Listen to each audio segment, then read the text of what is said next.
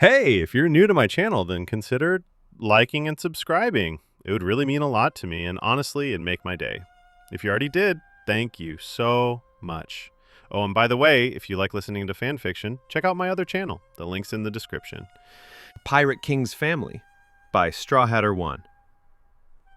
A series of one-shots following the lives of Monkey D. Luffy, Boa Hancock, and their spirited daughter, Monkey D. Lucy. On a radiant afternoon aboard the Thousand Sunny, the air was alive with the joyous sounds of the Straw Hat Pirates. They were immersed in their usual revelry after their recent triumph in Wano, with their spirits high and laughter echoing across the sea. Luffy was particularly elated, showcasing a broad, infectious smile as he tackled an impressive heap of meat and was ecstatic over his recent bounty increase. In the midst of this festivity, a subtle shift occurred with the arrival of Roronoa Robin. She stepped into the lively gathering, a piece of paper clutched in her hands. She moved with purpose towards Luffy, who was deeply engrossed in his feast, and gently cleared her throat, a signal that caught his attention. "Luffy," she initiated, her voice a strained calm, "there's something important you need to know." Her tone caused Luffy's gaze to be torn away from his meal and towards the seriousness of her expression. "What's going on, Robin?" he questioned, his tone shifting to match the gravity he sensed from her. Carefully, Robin unfolded the paper, exposing the contents of a message delivered by a news coup.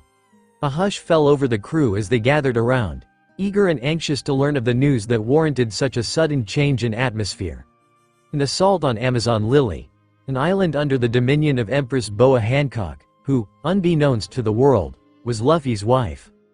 Luffy's features hardened as he absorbed the content, his joy replaced by a storm of concern and fury. "What's happened?" he shouted, his voice laced with urgency. Robin exchanged a meaningful look with Luffy, her eyes mirroring the seriousness of the situation. "It appears the Marines launched an attack on the island after disbanding the warlords. There's been no word on the fate of Hancock, her sisters, or her pregnancy," she trailed off, imagining how Hancock must be feeling, if her friend is all right. The crew's demeanor transformed in an instant, from lighthearted to somber, as worry for the island and its inhabitants took precedence. Luffy's mind raced with thoughts of Hancock, her safety paramount among them. "Which Marines are behind this?" Zoro interjected, his hand instinctively gravitating towards the hilts of his swords, ready for battle. Robin reviewed the note once more, searching for any clues. The specifics of the attacking force are unclear, and it seems Amazon Lily's means of communication have been severed. Luffy's fist struck the table with such force that it broke in half. His eyes, now filled with resolve, showed his determination. "We're setting course for Amazon Lily immediately," he declared, his decision unwavering. Nami interjected with caution. "We need a clear understanding of what we're facing before making any hasty decisions." Acknowledging Nami's words, Robin agreed. "She's right, Luffy. It's crucial we gather more information before embarking on this rescue." Despite the storm of emotions raging within him, Luffy understood the necessity of a careful approach. However, his heart wanted the immediate safeguarding of Hancock and her home. Zoro stepped up beside Luffy and put a hand on his shoulder. "We'll make sure you're with Hancock soon, Luffy, she's strong." With a heavy heart but a fortified spirit, Luffy nodded in agreement. "Nothing else will happen to them on my watch." As the crew began their urgent preparation, Luffy was filled with a deep sense of unease. The well-being of Amazon Lily and, more importantly, Hancock, weighed heavily on his mind, fueling his resolve to navigate the impending challenges. The once serene island of Amazon Lily bore the scars of an unwarranted attack. The aftermath left its inhabitants in a state of shock and disarray, the air filled with the scent of healing herbs and the soft murmur of prayers for the wounded. Among those fighting for recovery was Boa Hancock, who had stood valiantly against the onslaught led by Blackbeard and the Marines. However, the physical toll from the battle had caused a crisis far beyond the scope of any external wounds. Hancock, in her 8th month of pregnancy, was now in early labor, a dire consequence of the stress and injuries she had endured. The makeshift medical ward, a sanctuary of healing, was filled with urgent activity as the island's best healers and midwives convened around her. The air was thick with tension, the gravity of the situation weighing heavily on every heart present as the Empress went through what seemed like hours of agonizing labor. Finally, another cry pierced the air, not of pain, but of new life. Hancock had given birth to a baby girl. The moment was bittersweet. While the birth of Lucy symbolized hope and a new beginning, the shadow of uncertainty loomed large. The child, born prematurely, was fragile, her little chest rising and falling with great effort. The medical team worked tirelessly, their faces etched with concern as they monitored Lucy's vitals, which were far from stable. Lucy, swaddled in a soft blanket, her tiny features reminiscent of her mother, fought for every breath under the watchful eyes of the healers. They moved with a sense of urgency, yet their hands were gentle, their touch imbued with the warmth of healing and the strength of their resolve to protect the new life of their island's princess from all odds. Outside, as night fell, the vibrant island, usually filled with the laughter and strength of its inhabitants, was quiet, the tension of the situation threading through the very air. Yet, in this hushed anticipation, there was unity, a shared breath held by all as they awaited news. Hancock yearned to see her newborn. Her mind, though fogged with exhaustion and pain, was focused on her daughter. She could barely lift her head, her limbs heavy, but her spirit was filled with a fierce maternal instinct.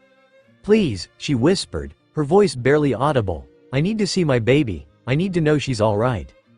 Mari and Sonia, Hancock's devoted sisters, stood by her side, their eyes filled with a mix of admiration and worry. They had never seen their sister in such a vulnerable and weak state, yet her concern for her child was paramount. "Big sis, you need to rest," Mari gently urged, brushing a lock of hair from Hancock's forehead. "They're doing everything they can for Lucy. She's a fighter, just like her mother." Sonia nodded in agreement, her voice soothing. "Let's give them some time. You'll see her soon, we promise. Right now, you need to recover your strength." Outside, the island's inhabitants continued to gather, their faces full of hope and anxiety. News of the Empress's early labor and the baby's precarious health had spread quickly, uniting everyone in a silent vigil. Prayers and well wishes were whispered into the night, a collective plea for the safety of both mother and child. As the hours ticked by, the situation inside the medical hut remained tense. The doctors, a mix of Amazon warriors skilled in the art of healing, worked with unwavering focus. Their hands moved with precision, administering herbal remedies and medicine along with monitoring Lucy's condition closely. Despite their efforts, Lucy's health was a pendulum, swinging between moments of stability and bouts of distress. Hancock, despite her exhaustion, refused to be to sleep. Her thoughts were a whirlwind, oscillating between concern for Lucy and a deep-seated desire for Luffy's presence and his strength. The thought of him brought a flicker of strength, a reminder of the love that had brought Lucy into this world. A few weeks later, the dawn brought with it a cautious optimism. Lucy, under the constant, meticulous care of the healers, showed signs of improvement. Her breathing, though still labored at times, had steadied, and her vitals began to stabilize. It was a small victory, but a victory nonetheless. Hancock, finally allowed to hold her daughter without fear of her health diving, felt a surge of emotions. Lucy, so tiny and yet so fiercely alive, was a testament to their strength and resilience. Tears of joy and relief streamed down Hancock's cheeks as she whispered protection to her daughter. As the Straw Hat Pirates neared Amazon Lily, the island's vigilant Kuja warriors spotted the approaching ship. One of them swiftly made her way to the makeshift medical hut where tension and hope hung in the air like a thick fog. Bursting through the door, she announced, "Empress, a ship approaches our shores." Before panic could set in, another Kuja, breathless from her sprint, followed, exclaiming, "It's the Thousand Sunny." Hancock felt a surge of relief and anticipation at the news. Her heart, which had been heavy with concern for her newborn and the fear of the unknown, now fluttered with the prospect of Luffy's arrival. Despite her exhaustion from orchestrating cleanup and construction of the island, a faint smile graced her lips, a mixture of love, relief, and an anxious eagerness to reunite with him. As Luffy flung himself off Sunny to make his way to the island, he was intercepted at the shore by Elder Nyan. The elderly woman stood waiting for him, her expression solemn. "Luffy, thank goodness you've come," Elder Nyan began, her voice carrying the weight of the situation. "It's been a difficult time for Hancock." Luffy's eyes widened, his heart caught between a whirlwind of emotions. "Is Hancock okay? Where is she?" Elder Nyan sensed all the emotions flowing through Luffy. "She's a fighter, you're Hancock. But she needs you now, more than ever. Your baby. Your daughter, she's a precious little thing, born a fighter too. My daughter? Without a moment's hesitation, Luffy turned back, calling out for Chopper with a voice that left no room for argument. Chopper, Chopper, we need you. Chopper, who had been preparing medical supplies aboard the Sunny, heard the urgency in Luffy's voice and understood the gravity of the call. With his medical bag in tow, he rushed to Luffy's side, ready to lend his skills and heart to the situation. Recognizing the scale of the disaster that had struck Amazon Lily, Luffy knew that the strength of his crew and the resilience of the Kuja warriors would be essential in the island's recovery. Before darting off with Chopper, he turned to his crew, his voice carrying both command and a plea for unity. Everyone else, I need you all to work with Granny, Mari and Sonia. Help with the construction and cleanup. We need to make this place safe and strong again. His crew, ever loyal and ready to support their captain and his family, nodded in agreement, their faces set with determination. You got it, Luffy, they chorused, each member ready to lend their unique skills to the effort. The journey to the medical hut was filled with tension, but Luffy's resolve never wavered. He knew that beyond the fear and uncertainty lay the heart of his world. Hancock and their daughter, waiting for him, a beacon calling him home. As he burst through the door, his eyes immediately found Hancock and, in her arms, wrapped in a soft blanket, was a tiny, peaceful figure. Luffy's world came to a standstill, his fears momentarily suspended as the realization dawned upon him. His wife was all right, and they had a daughter. His eyes, wide with astonishment and joy, met Hancock's, and in that gaze, a multitude of emotions passed between them. Love, relief, and a shared wonder at the life they had created. Hancock, seeing Luffy's expression transform from fear to awe, quietly said, "Luffy, meet our daughter, Monkey D. Lucy." Her voice, though tired, was filled with a pride and tenderness that resonated deeply with Luffy. Luffy approached, his usual confidence replaced with a hesitance born of awe and a newfound sense of responsibility. Standing before Hancock and their daughter, he felt a wave of emotions he had never known before. Happiness, relief, and an overwhelming sense of protectiveness. Behind Luffy, Chopper wore an expression of professional concern mixed with heartfelt relief. He was ready to offer his skills and support, yet he couldn't help but be moved by the scene before him. Can I hold her?" Luffy's voice was a mere breath. His gaze fixed on the tiny bundle in Hancock's arms. The fear of harming her with his untested hands was palpable in his eyes. Hancock nodded, a gentle smile on her lips, understanding Luffy's fear and cherishing the vulnerability he showed. "Yes, but be gentle, dear. She's been fighting hard," she guided, her voice as soft in the quiet of the hut. As Luffy carefully took Lucy into his arms, the world seemed to hold its breath. The sight of the fierce pirate captain, now cradling his daughter with a gentleness and care that belied his powerful yet carefree exterior, was a testament to the transformative power of love and family. Suddenly, one of the midwives approached, her steps quiet. "Luffy, sir," she began, her voice gentle but carrying an underlying note of authority. "It's time for us to conduct a few more tests on Lucy. We need to ensure she's gaining strength. We'll just look over her briefly and then she will be back with both you and the Empress." Luffy's brow furrowed, confusion and reluctance showing on his face. "But why can't I keep holding her while you look at her?"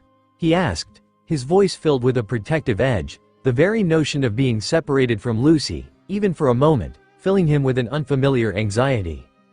The midwife offered a reassuring smile. "We just need to make sure she's responding well to treatment. We'll bring her back to you as soon as we're done, I promise." Gently, with practiced ease, she removed Lucy from Luffy's reluctant arms, her touch delicate. In that moment, Chopper stepped forward, his medical bag in hand, ready to accompany Lucy. "Luffy, I'll go with Lucy. We'll take great care of her, you have my word," Chopper said. As Chopper left, Luffy quickly made his way to sit with Hancock, who leaned into him, her head resting on his shoulder. "So, what happened? Who did this to you? I will kick their—" Hancock gently interrupted, her voice quiet. "After revoking my warlord status, the Marines attacked. Then soon after, Blackbeard came after me, seeking my power." Luffy stiffened, his anger deepening with her words. "He targeted me when I was already vulnerable. I was just trying to protect our baby," she murmured, her tone barely louder than a whisper as she thought back to the tragic scene. Luffy's hands clenched into fists, his anger boiling over as Hancock continued. The injuries I sustained from the attack forced me into early labor. That's why I'm still here. I refuse to leave Lucy's side. She's been fighting hard and I must admit it's been very challenging over the last few weeks to not give up. Luffy, his anger momentarily subdued by the exhaustion in his wife's voice, nodded in understanding. Then, as if struck by a sudden thought, his expression shifted from fury to determination. We can move you and Lucy to the Sunny. Chopper can take care of you both, he declared, the resolve in his voice unwavering. Hancock, touched by Luffy's immediate willingness to protect and provide, managed a weak smile. Thank you, Luffy. That would mean everything to me. Despite the chaos that had brought them to this point, the promise of safety and care under Luffy's unwavering commitment offered a beacon of hope. Together, they awaited the return of their daughter, each second apart stretching long but filled with the promise of reunion and the beginning of a new chapter as a family. In the serene embrace of the early evening, the Thousand Sunny lay anchored in a sheltered bay, its presence a silent vow of protection to those it harbored. Alongside the usual array of medical instruments and supplies, a new addition graced the space, a beautifully crafted crib, courtesy of Frankie. This crib, a labor of love, was adorned with intricate carvings that told tales of the sea, the sun, and the unbreakable bond of the Straw Hat Pirates. It stood as a beacon of the crew's collective effort to welcome their newest, smallest member, Monkey D. Lucy. As dusk turned the sky into a canvas of purples and oranges, Chopper finished his final checks over Lucy and Han resting comfortably, her strength slowly returning in the safety of the Sunny's walls. Luffy sat by her side, his usual restlessness replaced by a profound sense of contentment and an unspoken gratitude for the peace that had settled over his family. Everything looks great, Chopper announced with a professional nod, addressing Luffy and Hancock. Lucy's strong, and Hancock, you're recovering well, too. Just make sure to rest and eat properly. Luffy, whose gaze had hardly left the tiny form of Lucy, turned towards Chopper, his expression a mix of gratitude and awe. Thanks, Chopper. You're the best, he said, his voice filled with emotion. Chopper, embarrassed by the praise, waved a hoof dismissively. I'm just doing my job. You all make sure to call me if anything changes, okay? I'll be right outside if you need me. With those final words, Chopper exited the bay, leaving the small family. As night deepened, the medical bay became a private sanctuary for the family. Luffy, ever so gently, lifted Lucy from her crib, cradling her with a tenderness that belied his usual exuberance. Hancock watched, a mix of love and amusement in her eyes as Luffy fumbled slightly, his large hands awkward yet so careful around their daughter. Hey, Lucy, it's me, your dad, Luffy whispered, his voice barely above a breath. You'll get to see me become king of the pirates. Hancock offered a weary smile, the exhaustion of the recent weeks manifesting in the soft lines of her face. With her husband by her side, a sense of relief washed over her, allowing her to finally let her guard down and embrace a moment of rest. I can't believe I'm a dad, Luffy said, his voice a mixture of wonder and resolve. I want to show Lucy the whole world. And we will, Hancock assured him, her voice steady, together, when she's ready. Luffy nodded and smiled, noticing Hancock's eyes getting heavy. You can sleep, you know. Lucy and I aren't going anywhere, and the crew and I will make sure she's perfectly safe. Acknowledging Luffy's concern with a nod, Hancock tried to settle back into the bed, but her discomfort with this new bed didn't go unnoticed by Luffy. What's wrong, Hancock? He inquired, carefully placing Lucy back into her crib and moving closer to Hancock. It's just, I do miss my bed, Hancock admitted, her voice sounding almost apologetic as she didn't want to sound ungrateful to Luffy. But this is okay. I'm just happy to be here with you and Lucy. Do you need me to get Frankie to build you another bed? Luffy offered, ready to solve any problem that might affect Hancock's comfort. Shaking her head, Hancock softly requested, Could you just stay close to me tonight? Without hesitation, Luffy squeezed into the bed beside her, though the space was tight. Is this all right? He asked, searching for a comfortable position for both of them.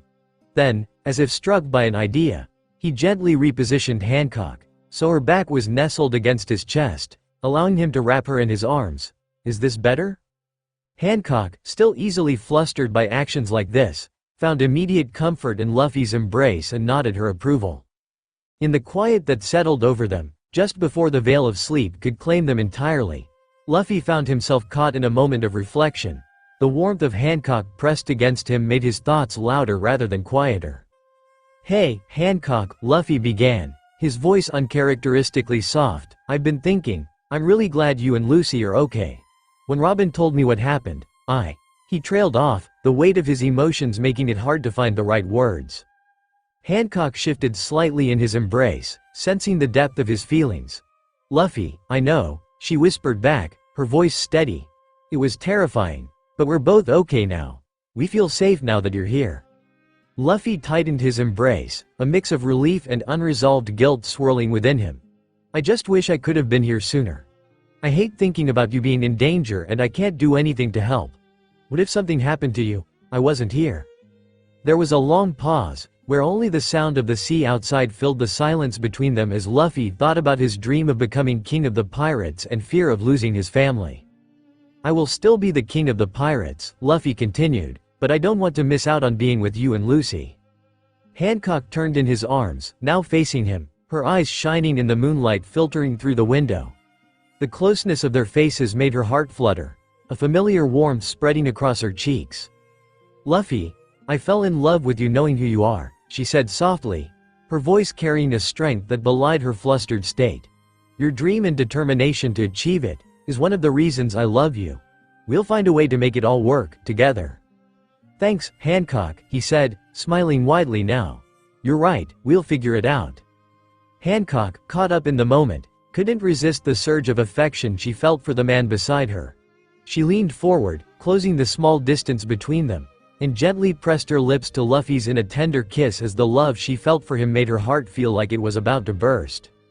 Moments later, she pulled back slightly as her eyes met his. "Yes, we will," she whispered. With that, they settled back into their previous position, Luffy's arms securely around Hancock, who finally felt the tension of the past weeks dissipate and allowed sleep to claim her. Content that he could provide this comfort, Luffy kissed the back of her head, a silent promise of his unwavering support, before drifting off to sleep beside her. Eventually Luffy's sleep began to shift as the night wore on, causing his mind to journey down a darker path, one filled with fears and traumas that lingered. In the nightmare, the world around him was distorted, a surreal landscape that twisted and turned with the chaos of his fears. Luffy found himself standing what seemed like an insurmountable distance from Hancock, who at first was standing alone. The land was slowly crumbling around her into the sea, her calls beckoning him to help her. Directly behind her, shrouded in a dark aura, Blackbeard appeared, his presence menacing and overpowering. Luffy ran towards Hancock, his heart pounding with desperation, but no matter how fast he moved, she seemed to be further away. The ground beneath him turned into quicksand, slowing him, pulling him down as Blackbeard grabbed Hancock with a malevolent grin. Luffy quickly found himself in an unfamiliar, bleak place, devoid of color and warmth. After what felt like hours of calling out and searching for Hancock, she appeared before him, almost lifeless. Next to her was a familiar figure Luffy never thought he'd see again, his brother Ace, whose eyes were filled with sorrow and accusation. "Why didn't you come sooner, Luffy? You should have been here. You could have stopped this." Hancock's voice was a whisper, but the accusation spoke volumes, cutting him deep. Ace's gaze was heavy with disappointment. "You couldn't save us, Luffy. Why do you keep making these promises to protect people when you can't?" The words were like chains, tightening around Luffy's heart with guilt and pain. He tried to speak, to explain, to apologize, but no sound came out. His voice was lost, drowned out by the crushing weight of his perceived failures. Suddenly, Luffy jerked awake, his breath coming in hard, ragged gasps, a cold sweat drenching his skin. The remnants of the nightmare clung to him, a visceral echo of fear and sorrow that took a moment to fade. The transition from the terror of his dream to the reality of the darkened room was disorienting, his heart still racing from the imagined loss. After the terror of the nightmare began to fade away, it left Luffy with a mind that was too troubled to fall asleep again. He quietly disentangled himself from Hancock and slipped out of the bed as to not wake her, the need to clear his head pressed down on him. As he stepped onto the sight enveloped him, a stark contrast to the thoughts in his mind that wouldn't seem to quiet. Hancock, feeling the absence of warmth beside her, waited a few moments before curiosity and concern led her to follow Luffy. As she reached the deck, she paused, staying hidden in the shadows as she noticed Luffy and Zoro engaging in conversation. "Why aren't you sleeping in your room with Robin and Livy?" Luffy's voice was filled with exhaustion and curiosity. Zoro, leaning against a railing, looked up towards the crow's nest before answering. "Olivia's restless in her sleep tonight. Keeps kicking Robin and me awake. Thought I'd let them have more space in the bed to sleep and I would try to catch some sleep in the crow's nest." He paused as he turned to look to his captain. "What about you? What's got you up and wandering around?" Luffy was silent for a moment, the weight of his worries pressing down on him once again. "Had a nightmare," he finally admitted, his voice barely above a whisper, filled with the residual unease that the dream had stirred within him. It was about Hancock and losing her. "Ace, he was there too," Luffy continued, the words coming out in a rush. "It felt so real. I couldn't save them." He paused as he made eye contact with Zoro. "How has Robin gotten over her nightmares?"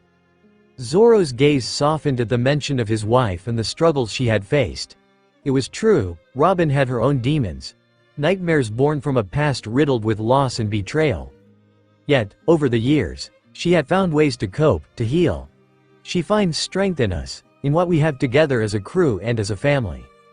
He pushed off from the railing, standing straight as he considered his next words. "She also talks about it, you know, not all the time, but when it gets too much, she knows I'm there for her. She trusts me so she knows she can let it out instead of letting it eat away at her. Maybe that's something you need to do more. It's okay to open up, especially to someone like Hancock. I mean, she's your wife." Luffy listened, the tension in his shoulders easing slightly with Zoro's words. It was a simple suggestion, but it seemed to resonate. The idea of sharing his fears, rather than shouldering them alone, was foreign but comforting. "It's just hard, you know, I don't want to worry anyone, especially Hancock," Luffy admitted, his gaze dropping to the deck. "I mean, we talked earlier about it, but it still didn't seem to help." "That's the thing, Luffy. Our wives worry because they care," Zoro replied, clapping a hand on Luffy's shoulder. "Just like you'd worry for her. It's part of being a family. We face things together, not alone. That's also not a one-and-done kind of talk you can have with someone either. She's gone through something hard, and it scared her and obviously it scared you too, so you'll have to talk about it more than once."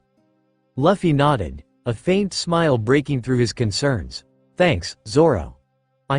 I'll try talking to Hancock more about it." Zoro gave a nod before a yawn broke through his stoic facade, reminding them both of the late hour. "We should try to get some sleep. Tomorrow's another day of rebuilding the island." With that, Zoro made his way to the crow's nest, leaving Luffy to think about his words. Hancock, having listened from the shadows, felt a wave of gratitude for her husband's crew. Their strength and unity were sources of immense comfort and support. She thought over everything Luffy had said as she made her way back into the medical bay to lay down before Luffy spotted her. Soon after, Luffy made his way back to the room, his steps lighter than before. He found Hancock pretending to be asleep, understanding her need to give him space to process his thoughts. Sliding into bed beside her, Luffy wrapped his arms around her once again, pulling her close. "Hancock," he whispered, breaking the silence.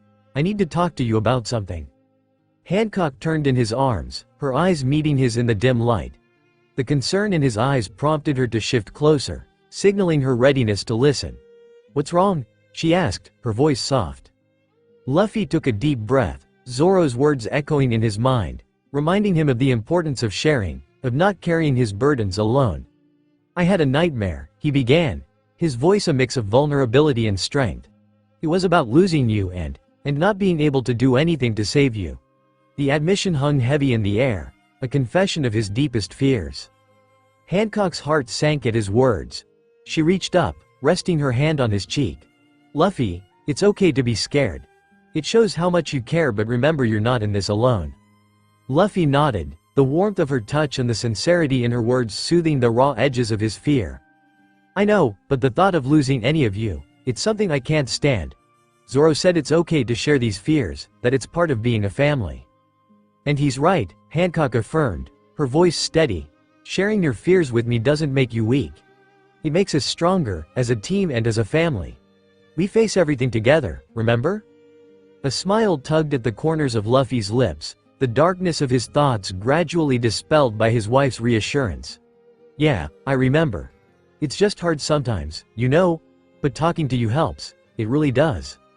Hancock smiled, pulling him to a comforting embrace. Whenever you need to talk, I'm here. Eventually, sleep reclaimed them, their fears set aside for the moment, comforted by the presence of each other. The night's revelations had not only eased Luffy's troubled mind but had also brought them closer, their relationship strengthened by their shared vulnerability and trust. As the first light of dawn crept into the room, it found them still in each other's arms, a silent vow between them to face the future together, no matter what challenges it might bring. The unity and support of their extended family, the Straw Hat crew, would be their anchor through whatever storms lay ahead. A.N. I hope you enjoyed this chapter. This was kind of a mix of 3 different chapters that I had started and wasn't sure where to take them, so I combined them into just one chapter. If the transitions don't seem smooth, or the story may seem all over the place, that's why. I tried to get it to flow as smoothly as I could. Thank you to everyone who has read this series and left me ideas for future one-shots. Like I've said previously, I'm open to your ideas and you're welcome to leave me more than one idea. Also, would y'all be interested if I did a one-shot that gave an overview of Hancock's pregnancy up until the attack from Blackbeard and the Marines? It would be similar to how I wrote Robin's 2 chapters that were an overview of both of her pregnancies in my series, Adventures of the Roronoa Family.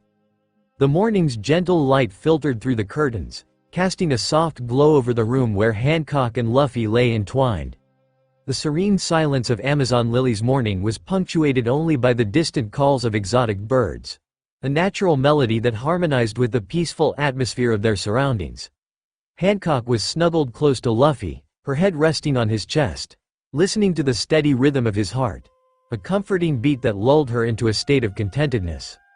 Luffy's eyes fluttered open and a warm smile spread across his face as he looked down at Hancock, whose eyes were still closed, a peaceful expression on her face. "Mornin', Hancock," he whispered, his voice low and filled with affection. He gently rubbed her back as he stared at her like he was mesmerized by her. Hancock's eyes opened slowly, meeting Luffy's gaze with a sleepy smile. "Good morning, Luffy," she replied, her voice soft. The tranquility of the morning made her heart feel full, a sensation that was only amplified by Luffy's presence beside her. "Did you sleep well?" she asked, her hand tracing idle patterns on his chest. "I always sleep better when I'm here," Luffy said, his smile growing even broader. He shifted to prop himself up on an elbow, gazing down at her as she settled next to him. "What do you say we hang out today? Just the 2 of us. I want to spend time together before my crew comes back to get me." Hancock's eyes lit up at the suggestion. "That sounds wonderful," she replied, her voice brimming with excitement. "It feels like ages since we've enjoyed a day just for us, especially with your constant adventures. But then again," she added with a smile, "that's the life I signed up for when I married the Pirate King, isn't it?" Luffy nodded in agreement, then added, "Can we get breakfast first? I'm starving." He started to get up until Hancock gently held his arm to stop him. "Wait, Luffy," Hancock began, wanting this moment by Luffy's side to last a little longer. "Can we just stay like this for a few more minutes?" she asked, a hint of shyness in her voice. "Hold me a little longer?" Luffy, initially puzzled by the request when adventures and breakfast awaited, saw the desire in her eyes and knew he couldn't deny her anything. "Sure, Hancock," he agreed, his voice cheerful but filled with some confusion. "But don't forget, I still want to go eat breakfast." Hancock chuckled softly at his comment, snuggling close to him once again, seeking the warmth and comfort of his arms. "Just a few more minutes," she repeated, resting her head against his chest, her arms tightening around him. Luffy, though bemused, wrapped his arms more securely around her, a contented sigh escaping him as he relaxed back into the pillow. This simple request to hold her a little longer, and his easy acquiescence, spoke volumes of their relationship. Eventually, the sounds from the inhabitants of Amazon Lily beginning to start their morning came in through the window of Hancock and Luffy's shared room. It was then that Hancock stirred once again, her thoughts now drifting towards their daughter as the warmth of her husband's embrace continued to envelop her. Maybe Mari and Sonia can look after Lucy today. However, convincing her to spend a day away from her favorite person might be a challenge, she said with a knowing glance towards Luffy. Luffy chuckled, his laughter echoing the room. Yeah, you two don't like to be away from me for too long. Before Hancock could respond, Luffy continued. Oh well, I think she'll have a great time with your sisters. His eyes gleamed with excitement at the thought of spending a day exploring Amazon Lily. Just him and Hancock, away from all responsibilities. At Luffy's casual statements, and the enthusiasm in his eyes, a wave of affection washed over Hancock. Instead of words, she acted on a heartfelt impulse, leaning to press a gentle, meaningful kiss to Luffy's lips. The spontaneity of the gesture surprised Luffy, his eyes widening in slight shock before he relaxed, returning the kiss with a warmth that spoke volumes of his deep feelings for her. As they parted, Luffy's expression was one of slight astonishment mixed with a smile. What was that for? He asked, though the contentedness in his voice made it clear he wasn't really looking for an answer. Hancock, feeling a flush of warmth at her own boldness, simply smiled back. Sometimes, words aren't enough to express what I feel, she said, her voice soft. Now, let's go check out our little girl. After getting ready for their day, they quietly stepped into Lucy's room, the morning light casting a serene glow over their daughter's peaceful sleep. Lucy, at 4 years old, lay nestled among her blankets, her chest rising and falling rhythmically with each breath, a faint smile gracing her features. Hancock caressed her daughter's cheek with the softest touch, a gesture filled with love and tenderness. Luffy bent down and placed a tender kiss on Lucy's forehead, his actions showing the boundless affection he held for his little one. After a moment, Hancock whispered, "She looks just like an angel when she sleeps, doesn't she?" Luffy nodded, a soft smile on his lips. "Yeah, she does. Just like her mom," he replied, his voice quiet. Hancock felt a warmth spread through her at Luffy's words, a slight flush coloring her cheeks. "Thank you, Luffy," she whispered back, her voice filled with happiness and a hint of bashfulness. "Let's let her sleep a bit more. It will give us a bit more time to ourselves before the day truly begins." Luffy's smile widened at Hancock's suggestion, his arm naturally finding its way around her waist as they quietly made their way out of Lucy's room. "Sounds great to me." As they stepped into the hallway, closing Lucy's door softly behind them, Hancock leaned slightly into Luffy's embrace, her heart light with the joy of their shared morning. "What should we do first?" she asked, her voice still soft, not wanting to disturb the peaceful silence of their home. Luffy turned towards Hancock with his characteristic grin. "Breakfast? I'm really hungry," he announced, punctuating his statement with a timely growl from his stomach. "I'll prepare something special for you," Hancock said, her spirit uplifted by her husband's excitement. Together, they walked towards the kitchen ready to enjoy the tranquility and happiness of their day ahead, a rare respite in their adventurous lives. Soon after her parents had finished their breakfast and went on their way to enjoy their quiet morning together, Lucy woke up. With boundless energy, she hopped out of bed, her small feet carrying her swiftly towards her parents' room. Upon finding their room empty, a frown tugged at Lucy's lips. The room felt unusually quiet, the usually vibrant atmosphere dimmed without her father's laughter and mother's chatter filling the space. With a small sigh, she turned on her heel, deciding her next stop would be to find her beloved aunts, Mari and Sonia, hoping for their company or at least a clue to her parents' whereabouts. Her journey through the palace was a short one, filled with the greetings of the Kuja warriors who were always charmed by the young princess's presence. Yet, when she inquired about her aunts, the news wasn't what she hoped. Princess Lucy, one of the warriors, knelt to her level, her expression gentle. "Marigold and Sandersonia are assisting with some matters in the village.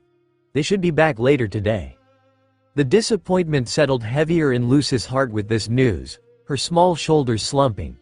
The palace, usually a place of endless fascination and joy, seemed too vast and lonely without her family.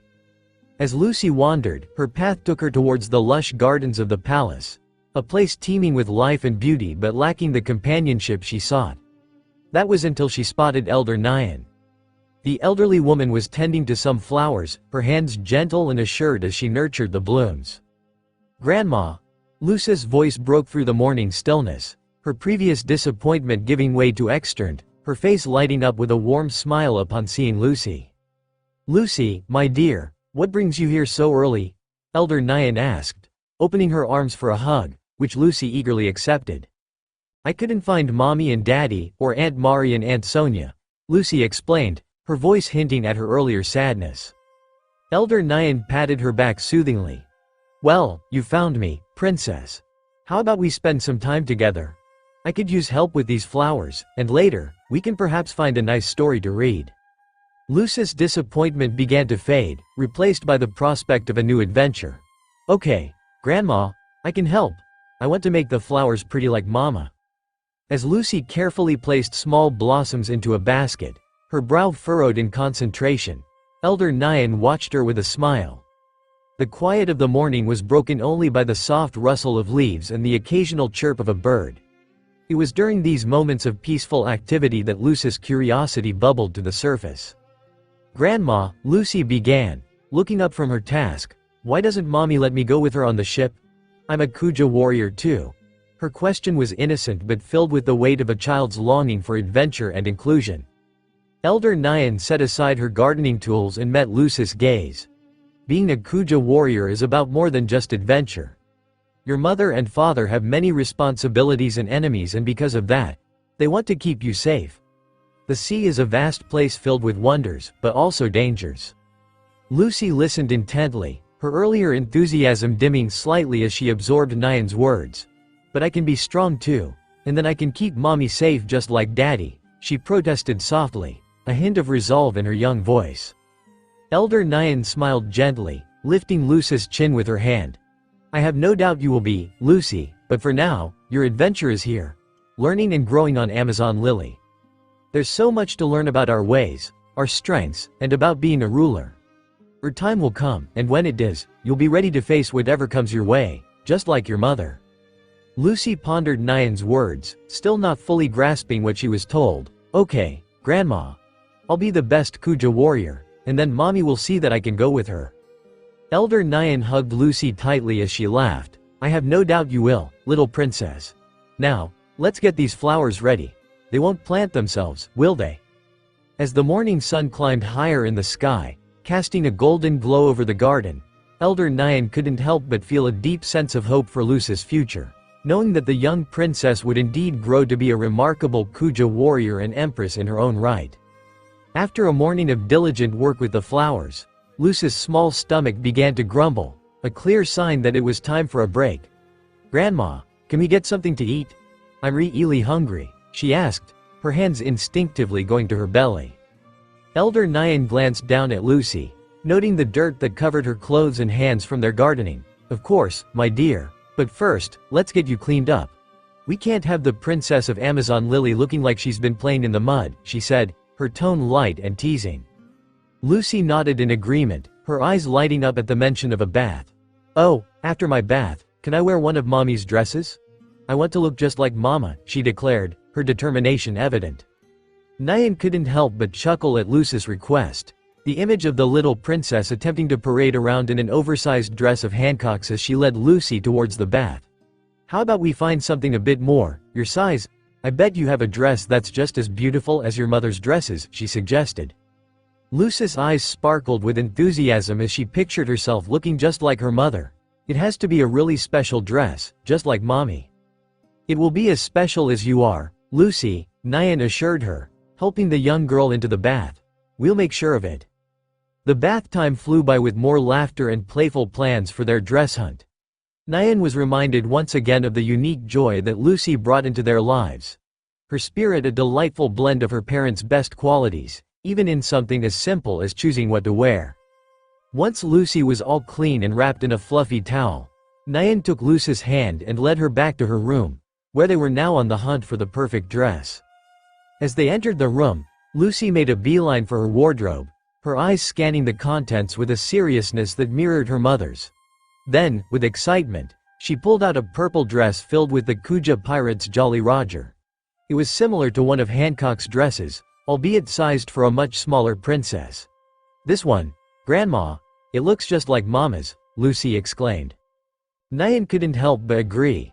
That's a perfect choice, little one. Everyone will know you are the princess of Amazon Lily, she affirmed, her voice filled with pride. Lucy's next addition to her outfit was a miniature version of the straw hat her father wore.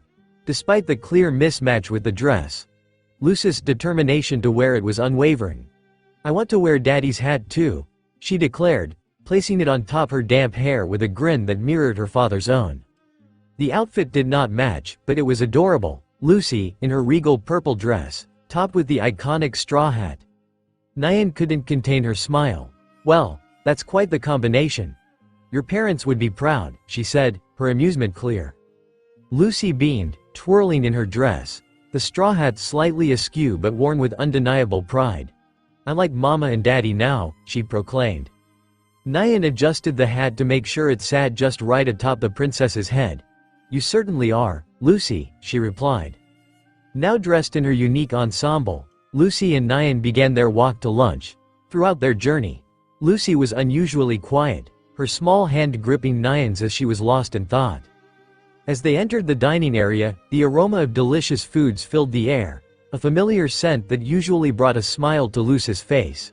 However, today, her mind was elsewhere, tangled in thoughts and questions that needed answers. She looked up at Nyan, her eyes reflecting the seriousness of her inquiry. "Grandma, why does Daddy have to be away so much? Why can't he stay with me and Mommy?"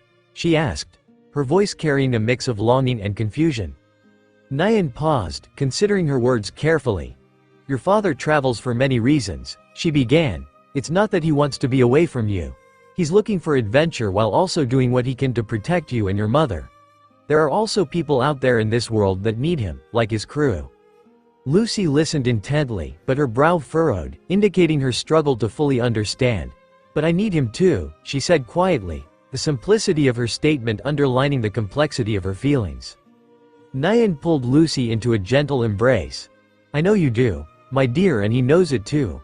Your father loves you and your mother more than you know." Lucy wrapped her small arms around Nyan. "I don't want him to leave again. I want him to stay here." "Well, when he does leave, you know he's thinking of you, and when he comes back, he has so many stories to tell you." Nyan reassured her, offering a smile that held a promise. "Maybe one day, you'll join him and have adventures of your own." Lucy's expression brightened at the thought, a spark of her usual spirited self returning. "I'm going to be the best, just like Daddy." Nyan smiled at Lucy's resilience. "That's my girl. Now, let's eat some of this delicious food." As elder Nyan and Lucy settled down for a lunch filled with a variety of delicious foods from Amazon Lily, Lucy continued to pepper Nyan with more questions between bites. "Why does Daddy have to be the Pirate King, Grandma?" Lucy asked, her eyes wide as she took another bite of her fruit. Elder Nyan smiled gently, pausing to choose her words carefully. "Your father became the king 'cause he wanted to be freest on the seas, my dear. It also means he's very brave and strong." Lucy, considering this, tilted her head thoughtfully. "Can I be a pirate queen then? Like Daddy is the Pirate King?" "Of course, you can dream and be anything you want, Lucy," Nyan encouraged, her smile growing at Lucy's understanding. "Grandma, how did Mama meet Daddy? Was it an adventure?"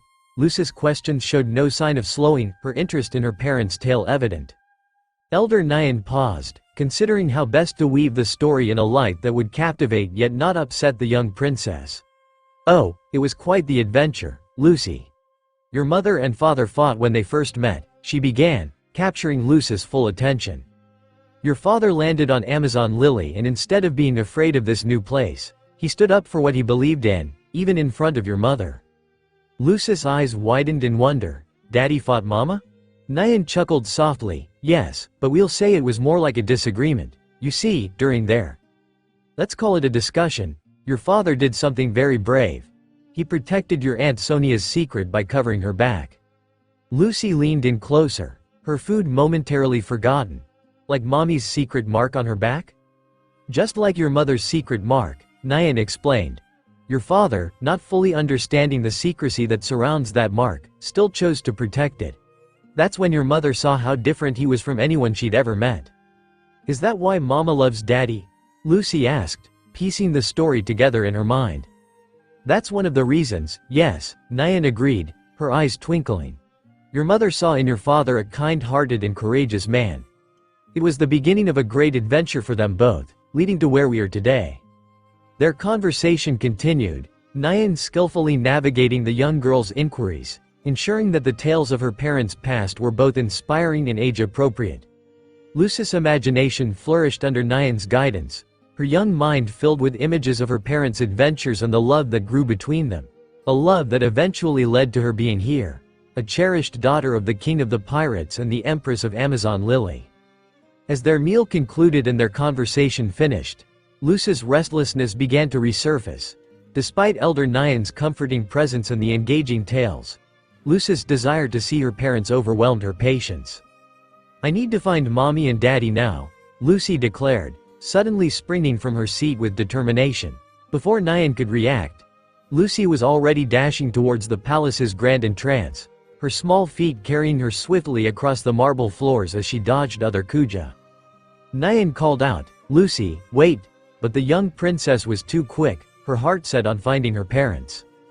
Just as Lucy reached the palace's threshold, her aunts, Mari and Sonia, appeared, returning from their duties around the island. Sonia, spotting her niece's determined escape, acted swiftly. With ease, she scooped Lucy up into her arms, effectively halting her attempt to run. Where do you think you're going, young lady? Sonia asked, her tone firm but filled with amusement at Lucy's spirited attempt. I want to see Mommy and Daddy, Lucy protested, her voice full of determination. Sonia exchanged a glance with Mari before turning back to the palace, carrying Lucy with her. Let's take you back to Elder Nyan. Your parents will be back soon, I promise. As Sonia carried Lucy back towards Elder Nyan, Lucy's resolve did not waver. If anything, it strengthened. With every step her aunt took, Lucy renewed her pleas, her voice a blend of earnestness and frustration. Please, Auntie Sonia, let me go, she implored, squirming in an attempt to free herself from Sonia's secure hold. Mari, walking alongside them, couldn't help but smile at Lucy's tenacity. Lucy, your parents are having a little time to themselves, but they'll be so happy to see you when they get back. Why don't we do something fun while we wait? She suggested, trying to distract her niece with the promise of an activity. But Lucy was not to be swayed. No, Auntie Mari.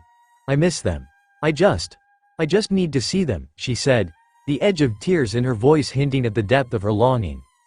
Sonia, feeling a tug at her heartstrings at Lucy's distress, paused to look in her niece's eyes.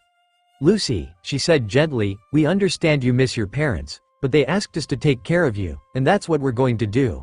How about we compromise? If they're not back after your nap, we'll go look for them together. How does that sound?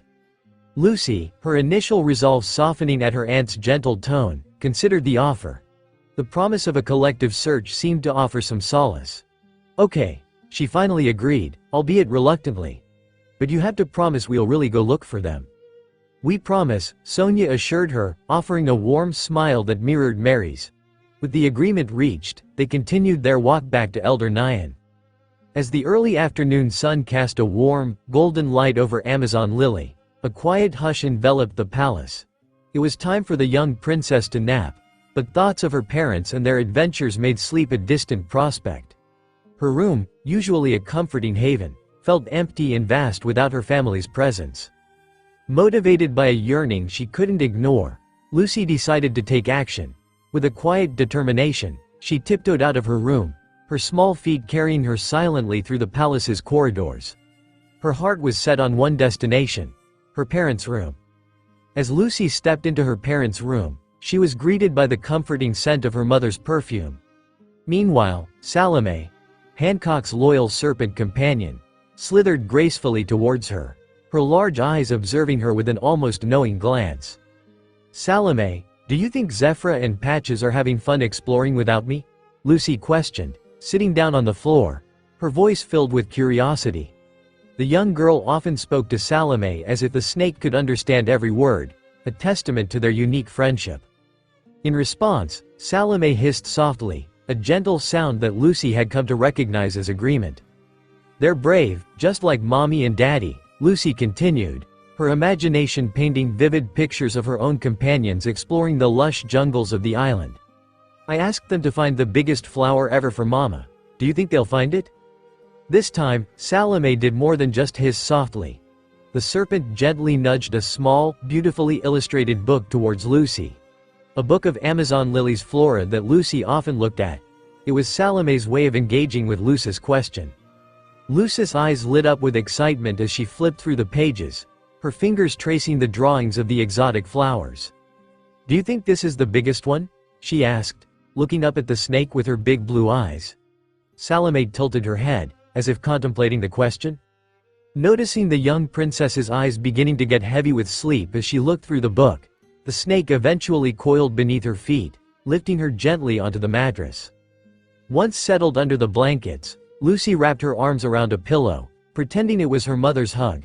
Salome, understanding her little friend's need for comfort, curled up beside her, a guardian in the absence of her parents. Lucy, feeling the familiar scales against her side, turned to snuggle closer to Salome. "Thank you, Salome," Lucy whispered, her voice beginning to sound tired. "You're my big, cuddly teddy bear."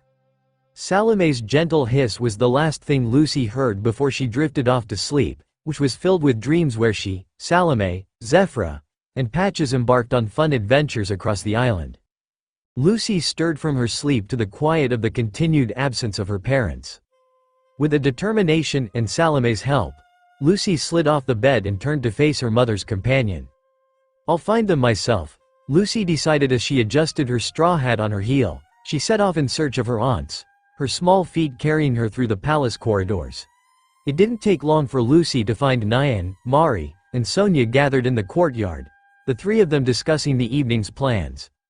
Upon seeing the young princess, their conversation paused as she approached them with a seriousness that was almost comical given her ensemble. "Grandma, Aunt Mari, Aunt Sonia, I want to go on an adventure to find Mommy and Daddy," Lucy announced, her chest puffed out to try to showcase how brave she is.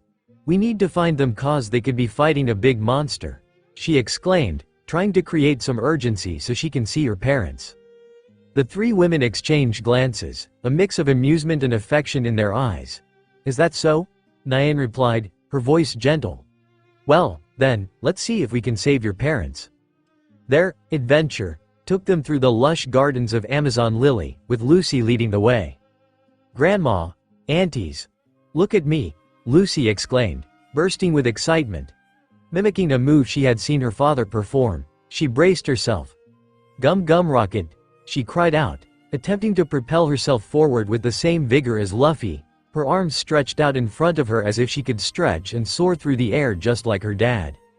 Nyan, Sonia, and Mari couldn't help but let out chuckles at Lucy's enthusiastic imitation. Her spirit and determination were undeniable, echoing the traits of both her parents. "Very impressive, Lucy," Mari exclaimed, her laughter light and encouraging. "You got your dad's moves down." But Lucy wasn't finished yet. She was on a mission to showcase all she had learned from watching her parents during their training. Turning her attention to a small bird perched nearby, she struck a dramatic pose, much like her mother's, and pointed at it dramatically.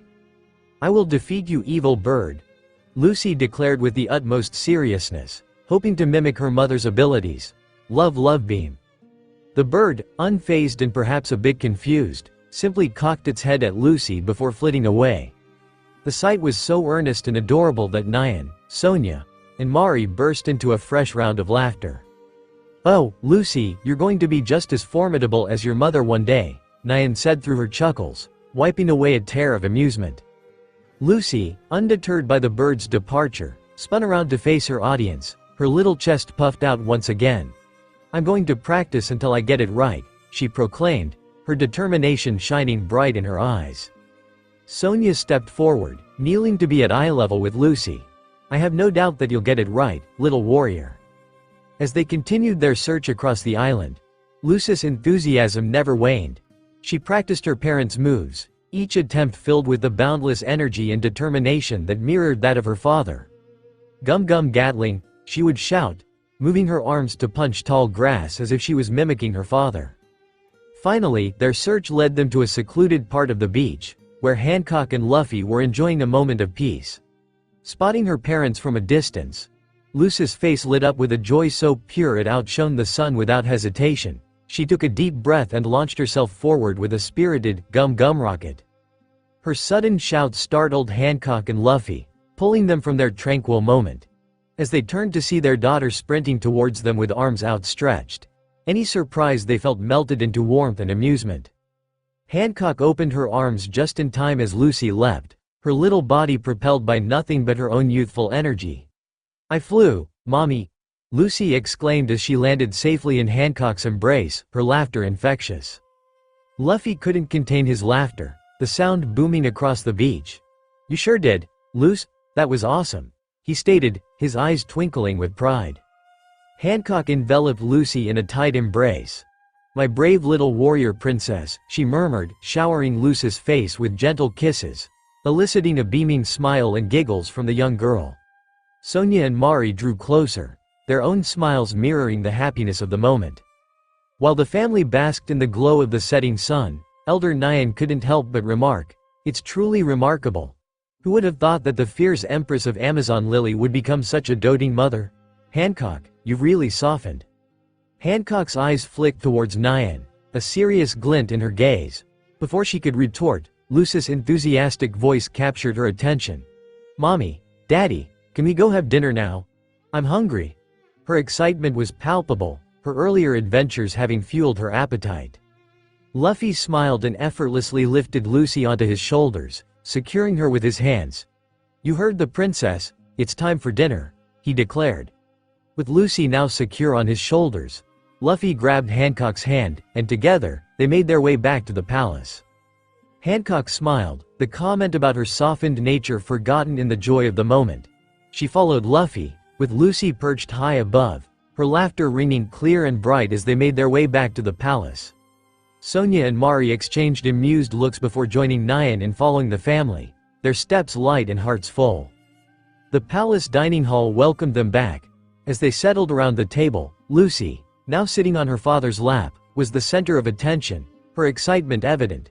She launched into tales of her adventures, animatedly describing each attempt to mimic her parents' powers, from her spirited gum-gum attacks to her dramatic love beam directed at an evil and unsuspecting bird.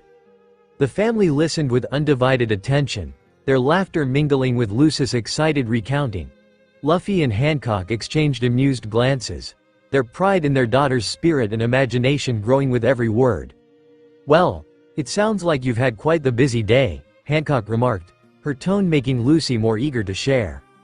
As the final plates were cleared and the warm glow of the dining hall began to dim, Lucy was still full of energy, making it clear she did not want to get ready for bed. "Can we go look at the stars?" she asked, her voice filled with hope and curiosity. Luffy's response was immediate as it was enthusiastic. "Stargazing? That sounds awesome. I wonder what kind of shapes we'll see," he exclaimed, his childlike outlook matching his daughter's.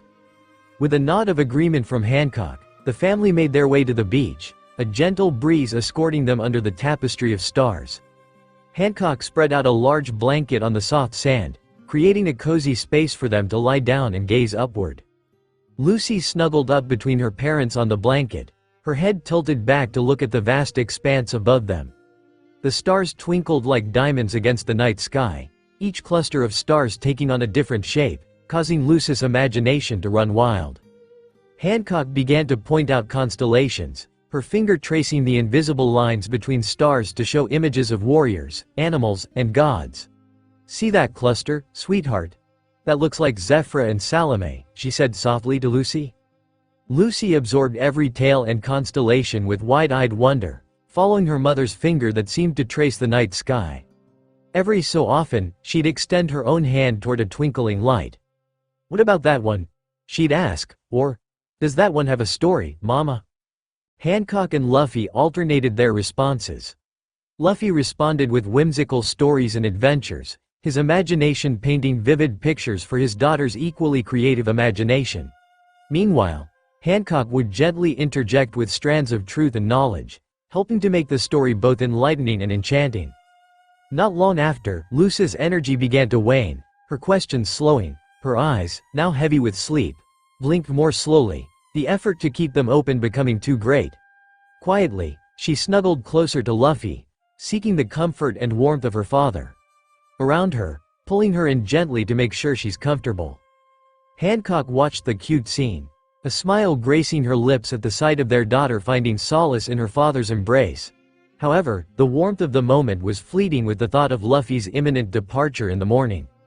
Luffy, surprisingly, caught the subtle change in her expression. The smile that didn't quite reach her eyes and the slight tightening of her shoulders. He reached out, taking his wife's hand in his. "Hancock, don't worry, you know I always come back to both of you," he said, his voice quiet as to not wake Lucy.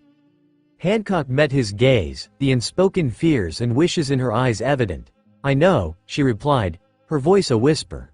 "But it doesn't make the waiting any easier. We miss you when you leave. I miss you." Luffy squeezed her hand. "I know," he acknowledged, his heart feeling heavy with the weight of his dual responsibility. His family and his crew. "But one day we can sail together as a family." For a few more moments, they remained under the canopy of stars, then, with Lucy cradled carefully in his arms, Luffy stood with Hancock by his side as they made their way back to the palace. As they gently tucked Lucy into her bed and turned to leave, the lack of warmth from her parents' embrace caused Lucy to wake. Her eyes quickly opened, seeing the figures of her parents quietly heading towards the door. The reality of her father's departure the next morning suddenly came into sharp focus. "Daddy, do you have to leave?" Lucy's voice sounded small as her question hung in the air. Luffy knelt beside the bed, his smile gentle but his eyes reflecting the complexity of his emotions. "Yeah, Luce. I have to, but I'll be back before you know it," he reassured her. Lucy's lower lip quivered, her once brave front faltering at the thought of her dad leaving once again. "Can I stay with you and Mommy tonight?" she asked, a hopeful glance darting between her parents. Hancock exchanged a look with Luffy before turning her attention back to their daughter. "Of course, you can," Hancock answered, the warmth in her voice evident. Without hesitation, Luffy scooped up Lucy from her bed and headed to his room with Hancock close beside him. Once inside their room, Luffy carefully placed Lucy in the center of their bed. Lucy, still trying to fight sleep, instinctively reached for Hancock as she settled beside her daughter. As Luffy stepped away to get ready for bed, Lucy turned in her mother's embrace, her eyes shimmering with unshed tears. "I don't want Daddy to go," she confessed, her voice both tired and quiet. Hancock held Lucy closer, her own heart aching with understanding. "I know, my love, I know," Hancock whispered back, her lips pressing a gentle kiss to the top of Lucy's head. "I don't want your father to leave either, but he always comes back to us. He promised us he would." Luffy, returning to find his wife and daughter in a sweet moment, felt a hint of sadness wash over him as he thought about having to leave them. However, seeing them together, he was reminded of what he gets to come home to, which made him smile. Luffy slid into the bed beside Hancock and Lucy, wrapping his strong arms around them both. He watched Lucy's eyelids flutter closed, her breaths deepening as she finally fell asleep once again. "I'm going to miss this," Luffy murmured to himself, his voice filled with the weight of his emotions. "I'll miss both of you." Hancock reached out, her hand finding Luffy's, their fingers intertwining. "And we'll miss you too," she replied, her voice steady despite the emotions swirling within her. "But we'll be here, waiting for your return." As Lucy slept soundly, Luffy and Hancock allowed themselves a moment to dream of days when goodbyes wouldn't be necessary, when their adventures would be shared side by side without fearing for their family's safety. Hancock moved closer to Luffy, her head resting against his chest, listening to the steady beat of his heart. Luffy, his arms securely around his family, felt a peace settle over him, a rare feeling that only Hancock and Lucy could bring. Lucy, safe in her parents' embrace, smiled in her sleep, her dreams filled with the adventures of the day along with the comforting presence of her mom and dad by her side. Not long after, Hancock felt the exhaustion catch up with her as she finally gave into sleep. Gently, Luffy kissed Hancock's head, watching her and their daughter sleep peacefully. "I love you. Both of you," he whispered quietly. The quiet of the night and the soft sound of their breathing helped Luffy feel calm. Finally, he fell asleep, already dreaming of the day he'd come back to them.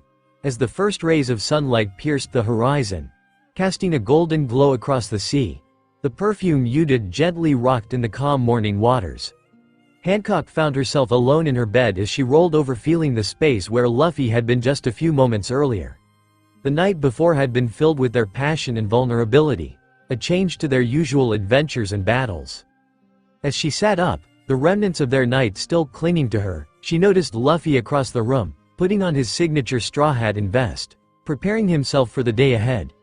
Her heart skipped as she attempted to voice the storm of emotions she was feeling. "Darling, about last night," her words faltered, caught between the desire to express her feelings and the uncertainty of how to proceed. Luffy, with a puzzled scratch of his head, turned towards Hancock, his smile bright. Unaware of the depth of Hancock's reflections, he responded with genuine warmth, "Yeah. Last night was awesome. Thanks for everything, Hancock." His words a simple expression of gratitude, untouched by the complexities of the previous night's emotions. Drawing in a deep breath, Hancock navigated the feelings within her. Delight mixed with a touch of concern and a whirlwind of astonishment. "Luffy, dear, do you truly understand what occurred between us?" she ventured, her tone soft, searching for any sign of understanding in her husband's ever-joyful gaze.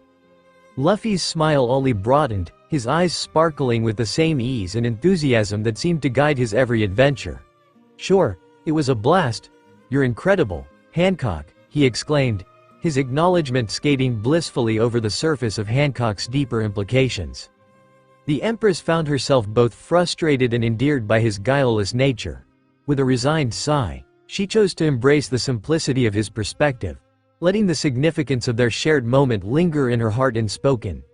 "Indeed, it was," she softly conceded, allowing a genuine smile to ease the conflict within her, treasuring the bond they shared beyond words. As the sun rose higher in the sky, bathing the perfume Yuta in a warm glow, the crew's morning routines brought the ship to life. Amidst this bustle, Luffy emerged from Hancock's quarters, their shared morning giving way to his inevitable goodbye. Pausing at the ship's edge, ready to spring back to the Thousand Sunny, Luffy turned, capturing his wife in a spontaneous hug. "Time to go, but I'll be back before you know it," he said, his voice filled with the usual mix of excitement and a hint of reluctance at leaving her side. Hancock, drawn into the circle of Luffy's arms, leaned into the hug, her voice soft, "Just be careful, Luffy. You must come back to me, promise?" Luffy's response came with an easy smile. "Of course, I always do, don't I?" He stepped back, readying himself with his usual enthusiasm. With that, he launched himself back to his awaiting crew, his laughter trailing behind him. Hancock remained at the railing, watching him disappear into the distance. Her voice was only a whisper, carried away by the sea breeze. "Safe travels, my love. Please come back to me soon." A month had passed since that incredible evening, leaving Hancock to tend to her duties on Amazon Lily. The days had flowed into each other, a blend of routine and occasional pang of loneliness.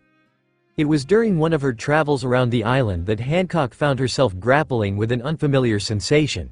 Her usually impeccable intuition seemed clouded, her body sending her signals she couldn't quite decipher.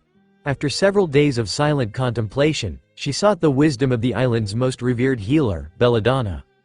Belladonna's home was a sanctuary of knowledge and ancient remedies. Hancock, feeling every bit the vulnerable woman she was at that moment, stepped into the dimly lit interior, her heart thrumming with a mix of anticipation and apprehension. "Empress," she greeted, her eyes sharp as her gaze scanned over Hancock silently. "What brings you to my home? Did you forget I could come to you?" Hancock hesitated, the words catching in her throat. She had faced down fearsome enemies without flinching, but articulating her concerns now felt like navigating uncharted waters. I feel different right now," she began, each word measured. "I have these symptoms which I can no longer ignore." The healer listened intently, nodding at Hancock to continue. As Hancock recounted the unusual signs she'd been experiencing, a storm of thoughts raged within her. Could it be her illness returning? The thought was quickly dismissed. Her love for Luffy and marriage to him cured her of that ailment. However, in his absence, a part of her wondered if the emptiness she felt had reignited the old curse. The mix of physical symptoms and emotional turmoil left her grappling with uncertainty, a rare state for the pirate empress. Belladonna's calm demeanor provided a stark contrast to Hancock's internal turmoil. After listening intently, she rose from her seat, her gaze meeting Hancock's. "May I?" she requested, seeking permission for a closer examination. Hancock nodded, a silent agreement, her heart pounding with apprehension. With practiced ease, the Belladonna conducted her examination, her touch gentle. The room was filled with anticipation, the quiet only broken by the soft rustle of leaves outside. Finally, she stepped back, her expression one of serene confidence. "Empress," she began, her voice carrying a blend of reverence and warmth. "I believe congratulations are in order. You're with child." The words echoed in the silence, a beacon of unexpected joy in the midst of Hancock's sea of doubts. The revelation created a whirlwind of emotions. Fear of the unknown, loneliness without Luffy, but above all a growing sense of excitement. The notion of carrying Luffy's child, of nurturing a new life together, was both exhilarating and daunting. Hancock started, caught between elation and concern. "Please, let's keep this between us, for now." Her request was a plea, born out of a desire to navigate this new reality on her own terms, at least for a little while. Belladonna nodded, understanding the weight of the secret she was being asked to keep. "Of course, Empress, but remember, this isn't something that can remain hidden forever, especially not from the prying eyes of the world or from your husband." At the mention of her beloved husband, Hancock's thoughts returned to the shared night that now seemed more bittersweet than ever. In Luffy's absence, the loneliness was palpable, but the knowledge of their growing family ignited a spark of hope within her. As she walked back to her quarters within the palace, a thread of longing wove through her heart. She yearned for Luffy's swift and safe return to her side, to share this news with him, to face the future together. For now, she would carry this secret, a beacon of their love and a testament to their unbreakable bond. Before dawn broke over Amazon Lily, the third month of Hancock's pregnancy brought with it a host of new challenges, one of which was her struggle with morning sickness. The Empress found herself navigating through bouts of nausea that hit her with the suddenness of a storm at sea. On this particular morning, Hancock woke to the familiar and unwelcome sensation of queasiness. Salome, ever watchful, sensed the discomfort of her companion and slithered swiftly to alert Mari and Sonia. They followed the snake back to Hancock's chambers, concern etching their faces. Upon entering, they were met with the sight of Hancock clutching her stomach as she battled with her morning sickness. "Big sister, please, let us help," Mari said softly as she went to gather a basin. Meanwhile, Sonia stayed by Hancock's side, her hands rubbing Hancock's back in small, soothing circles. "Would you like some tea? It might ease the nausea," Sonia chimed in. Hancock offered a faint nod, a silent plea for any relief. As Sonia hurried to prepare the tea, Mari considered finding the island's best doctor, Belladonna. "She will know what to do," Mari proposed, ready to sprint to the island's healer at a moment's notice. Upon Sonia's return with the tea, and before Mari could leave to go find Belladonna, Hancock, her voice barely above a whisper, interjected. "I don't need Belladonna. Not for this," she disclosed. We already know what's happening." Encouraged by Sonia's unspoken understanding, Hancock accepted the tea, allowing its warmth and the herbal properties to work their subtle magic. With each slow sip, the nausea began to subside, allowing Hancock to share what had been going on. "I'm carrying Luffy's child," she revealed, the weight of her announcement encapsulated in the silence that followed. Mari and Sonia remained still for a moment, absorbing the magnitude of Hancock's words. The revelation, so unexpected and yet so momentous, shifted the atmosphere of the room. Mari, the first to break the silence, approached Hancock with a gentle smile. "This is wonderful news," she exclaimed, "you're going to be a great mother." Sonia, too, overcame her initial shock, her face brightening with a smile that matched Mary's in its sincerity. "We're going to be aunts," she added, her voice tinged with excitement. Does Luffy know?" Hancock shook her head slowly, her eyes reflecting a mix of emotions. "Not yet. He's still in the new world, and I haven't found the right moment to tell him," she confessed, the complexity of her feelings evident in her voice. The sisters exchanged a glance, understanding the delicacy of the situation. "He'll be overjoyed. You both will make wonderful parents," Mari reassured. However, Sonia chimed in, "We need to ensure you're taking care of yourself, especially now. You're not alone in this." The room, once heavy with anticipation and uncertainty, now buzzed with a newfound energy. Plans for the future, for Hancock and her unborn child, began to take shape. Hancock felt a weight lift off her shoulders with her sister's acceptance and support. A smile, genuine and grateful, spread across her face. "Thank you," she said simply, the word carrying with it a depth of gratitude. We have much to prepare for. In her 4th month of pregnancy, as the life within her grew and her connection to it deepened, Hancock found herself yearning for comfort and tranquility. It was during this time that whispers reached her of an island renowned for its healing hot springs and baths, a sanctuary that promised relief and rejuvenation for both mind and body. With her sister's encouragement and the promise of a brief respite from her duties, Hancock set sail for the island, her heart filled with the hope of easing the physical strains of her pregnancy. As she settled into the warm embrace of the hot spring, the tension and discomfort of the past months began to melt away. Enclosed in the privacy of the outdoor stone walls, Hancock allowed herself a moment of vulnerability as her sisters, along with Elder Nyan, stood guard on the other side of the doors. It was a moment of peace, rare and precious.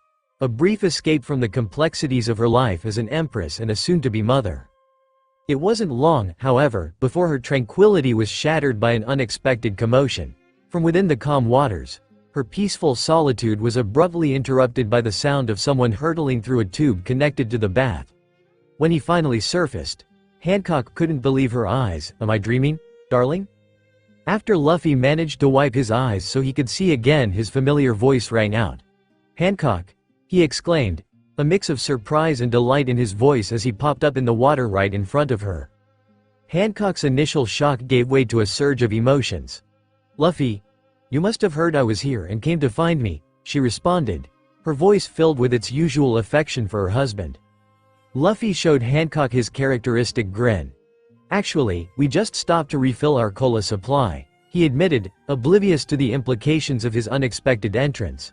However, his joy at seeing his wife again so soon was unmistakable. "But I'm really happy to see you, Hancock." In the serene ambiance of their unexpected reunion, Luffy's attention inevitably drifted to Hancock's noticeably rounded stomach, his expression morphing into one of curious confusion. For a moment, he pondered the change, his straightforward mind teetering on the brink of an innocent but potentially tactless observation. "Hancock, have you been eating a lot?"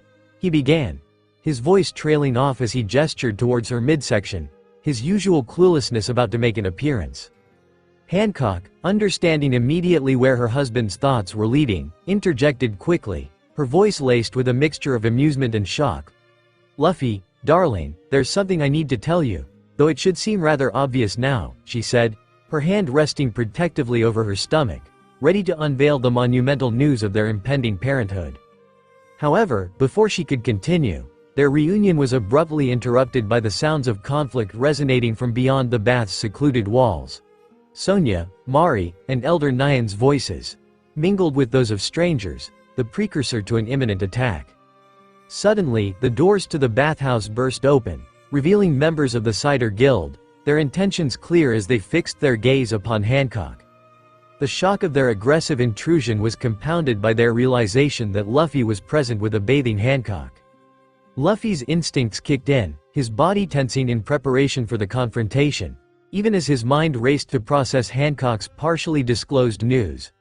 The situation escalated rapidly, the bathhouse transforming from a place of peace to a battleground. As they fired their carbonated weapons at the couple, Luffy sprang into action, positioning himself protectively in front of Hancock. With a swift inhale, he expanded into his gum-gum balloon form, effectively repelling the onslaught and shielding Hancock from the brunt of the attack. As the mist settled, Luffy deflated back to his normal size, his arms still protectively extended in front of Hancock. "Luffy, are you all right?" Her concern was palpable, her voice carrying over the din but meant only for Luffy. "I'm fine," Luffy reassured her, his voice quiet, intended only for her ears. "I just don't want them to see your back. I've got this." At the front of the Cider Guild, Ginger, the leader of this group, called out, playing the hero, "Straw Hat, you're only doing this to impress that hot lady." Hancock's patience snapped as she overheard the disrespectful comment. Rising to her full stature, drawing gasps and cheers from the members of their enemies, Hancock declared with an icy calm, "While I do appreciate your concern, Luffy, it's quite rude to interrupt a lady's bath. I believe I'll handle this one myself." Her eyes narrowed, a clear warning of the retribution that was about to unfold. Ignoring the threat in Hancock's words, the attackers brazenly continued to leer at her, their audacity fueling Luffy's rising anger. He clenched his fists, barely containing his growing irritation and jealousy. If Hancock didn't act fast to silence their crude remarks, he was ready to make sure no one disrespected and stared at his wife further. Shaking off his own lustful thoughts, Ginger snapped back into command. "Remember, she's just a pirate. Get her?" He barked to his men, who rallied and launched another attack from their carbonated weapons. Quickly on his feet, Luffy darted forward, evading the fizzy assault and then countered with a rapid-fire barrage of his gum-gum Gatling.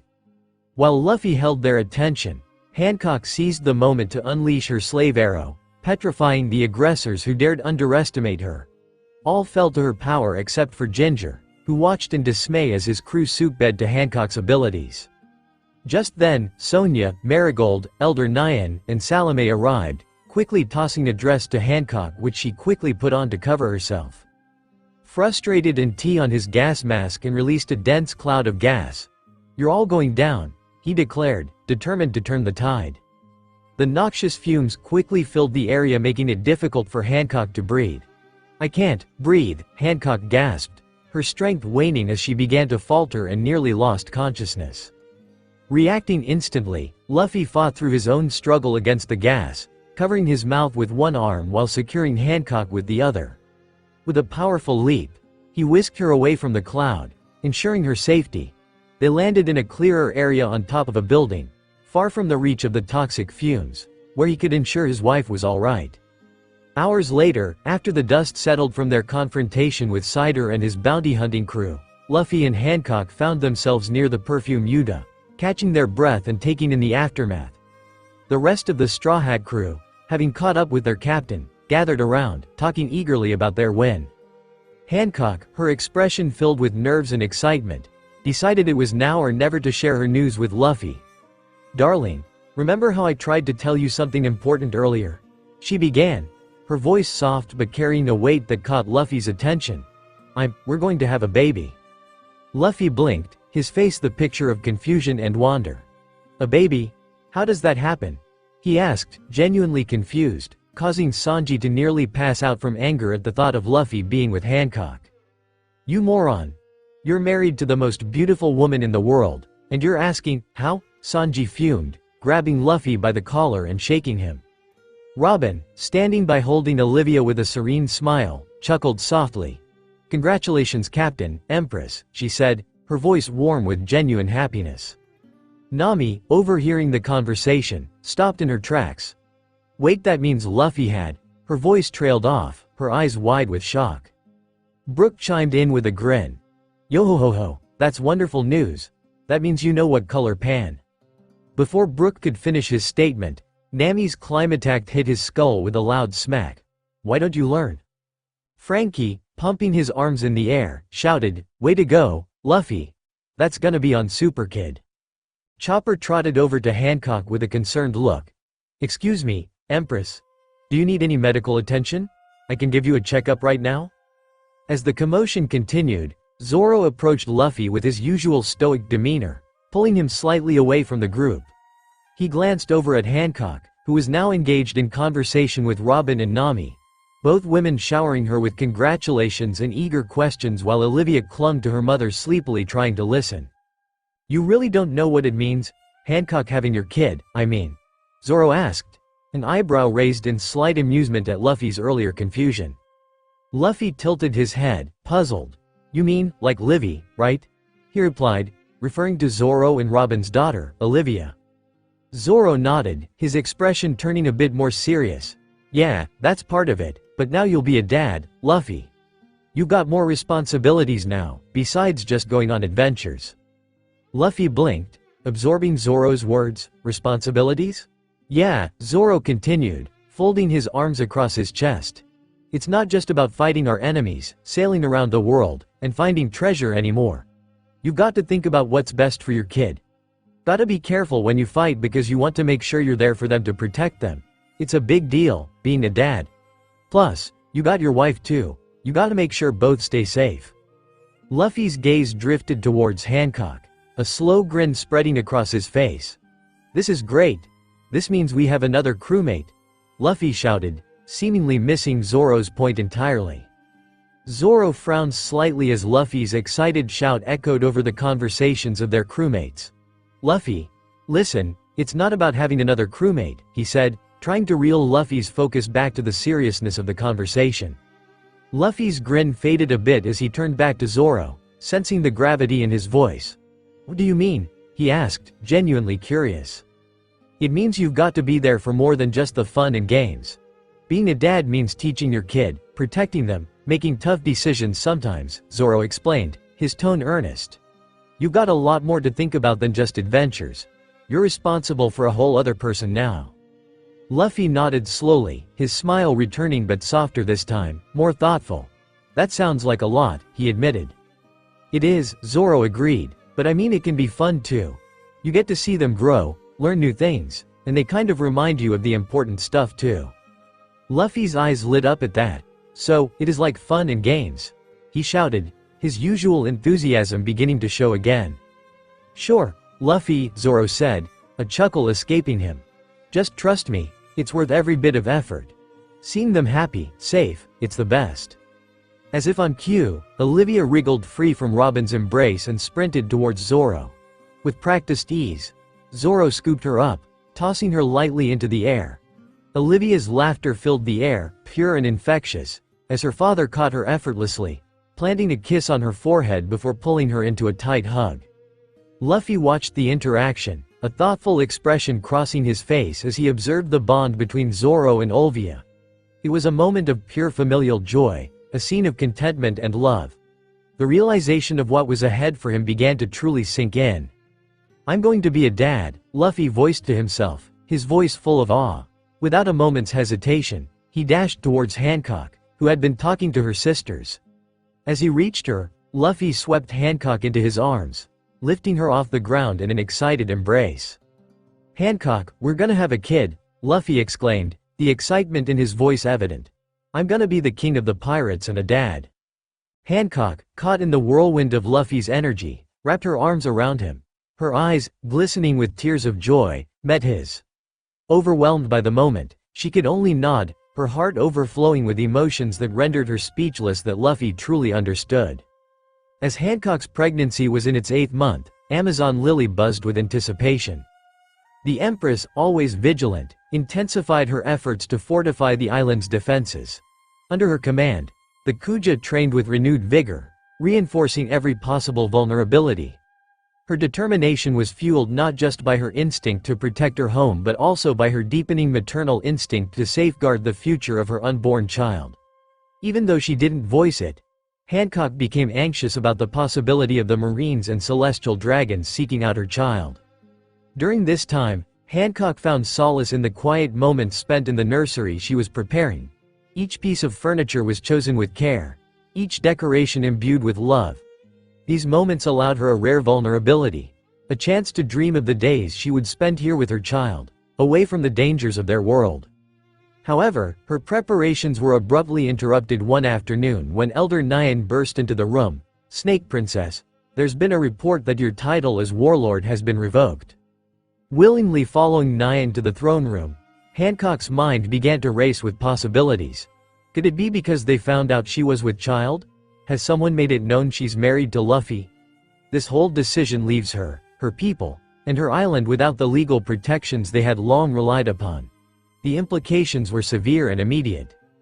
Before Hancock could fully come to terms with the sudden shift in her situation, the doors to the throne room slammed open.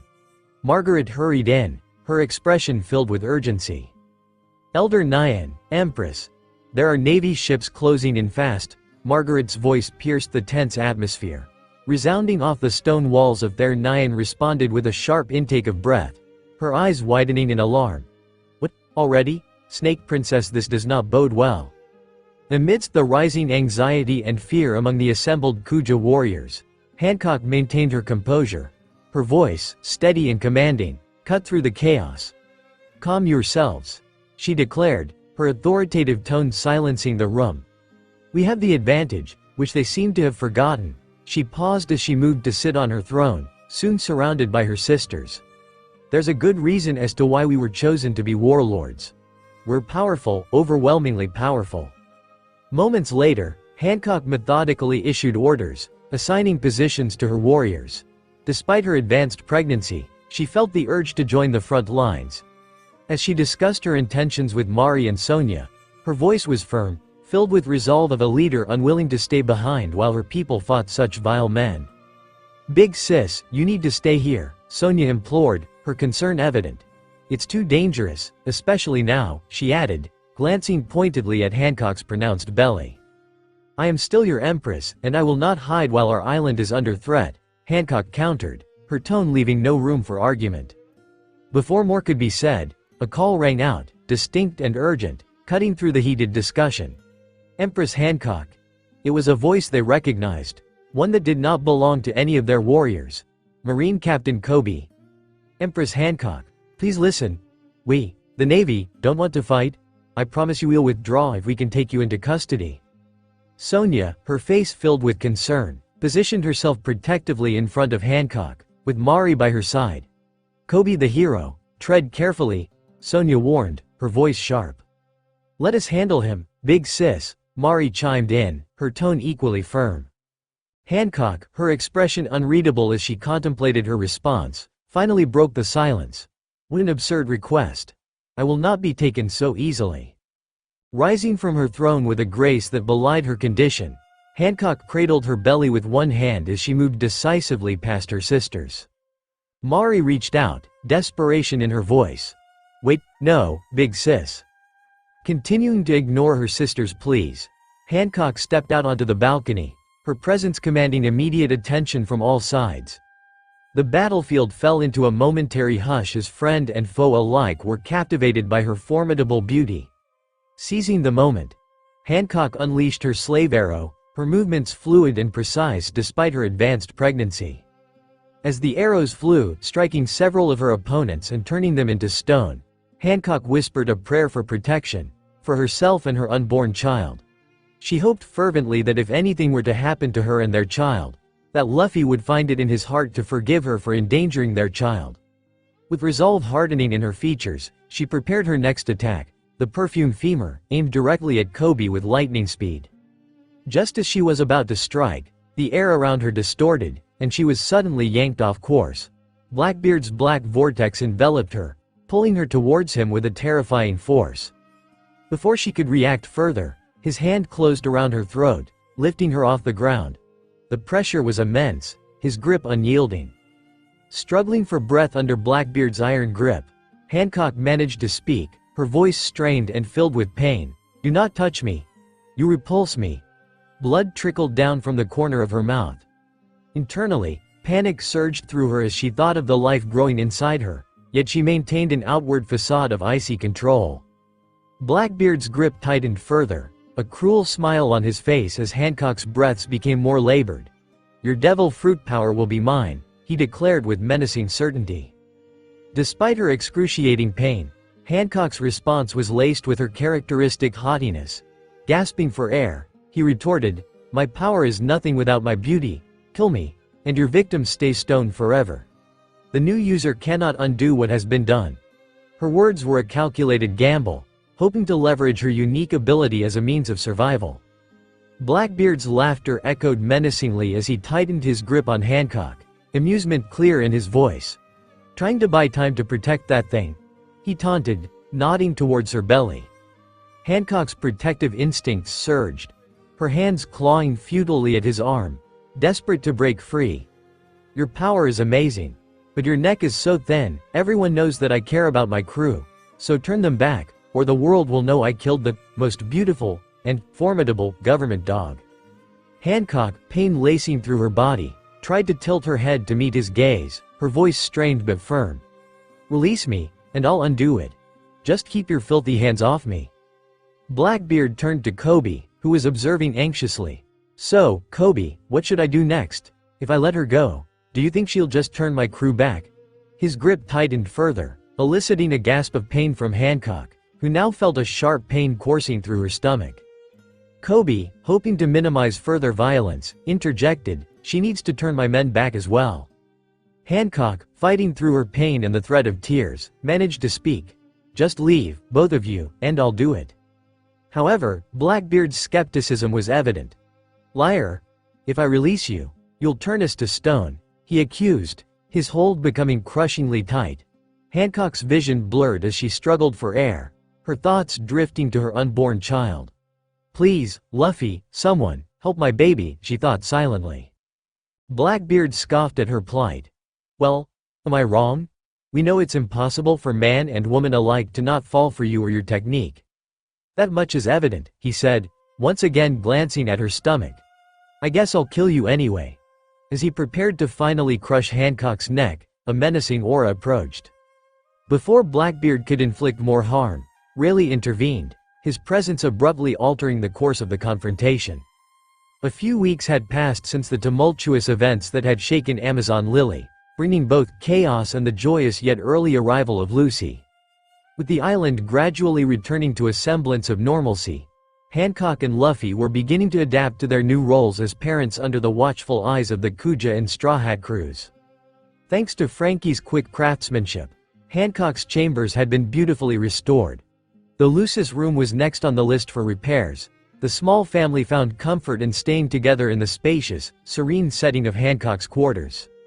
On this particular evening, after expressing her gratitude to Frankie and the others for their hard work in rebuilding the bathhouse, a place of significant personal sanctuary, Hancock returned to her room to find a heartwarming scene that stopped her at the door. Luffy, exhausted from the day's activities and perhaps the unfamiliar exertions of fatherhood, had souped to sleep. The setting sun cast long shadows across the room, draping him in a warm, golden light. Snuggled against his chest, with the gentle rise and fall of his breathing as her lullaby, was Lucy. The newborn daughter of the future king of the pirates and pirate empress was a picture of peace, her tiny hands curled into fists just under her chin as she slept soundly. Hancock paused to take in the sight, a soft smile on her lips. The stress and fears of the past weeks seemed to melt away, replaced by the profound connection of their small family. Quietly, as to not disturb them, she approached the bed. She watched them once more. The sweet, contented look on their daughter's face spoke volumes of the already growing bond between father and daughter. Reaching out, Hancock gently adjusted the light blanket that draped over them both, ensuring it covered Lucy a little better without waking her. She then took a moment to simply stand there, observing the two loves of her life. It was a simple elated so much of what she had fought for and what she hoped the future would hold. She couldn't help her continued watch over her precious family. Feeling a surge of emotions, Hancock sat down softly on the edge of the bed, her gaze lingering on Luffy's face. She leaned over, planting a gentle kiss on his cheek, and another on Lucy's soft hair, whispering quietly, "Sweet dreams, my loves." After ensuring Luffy and Lucy were comfortably asleep, Hancock slipped out of the room quietly.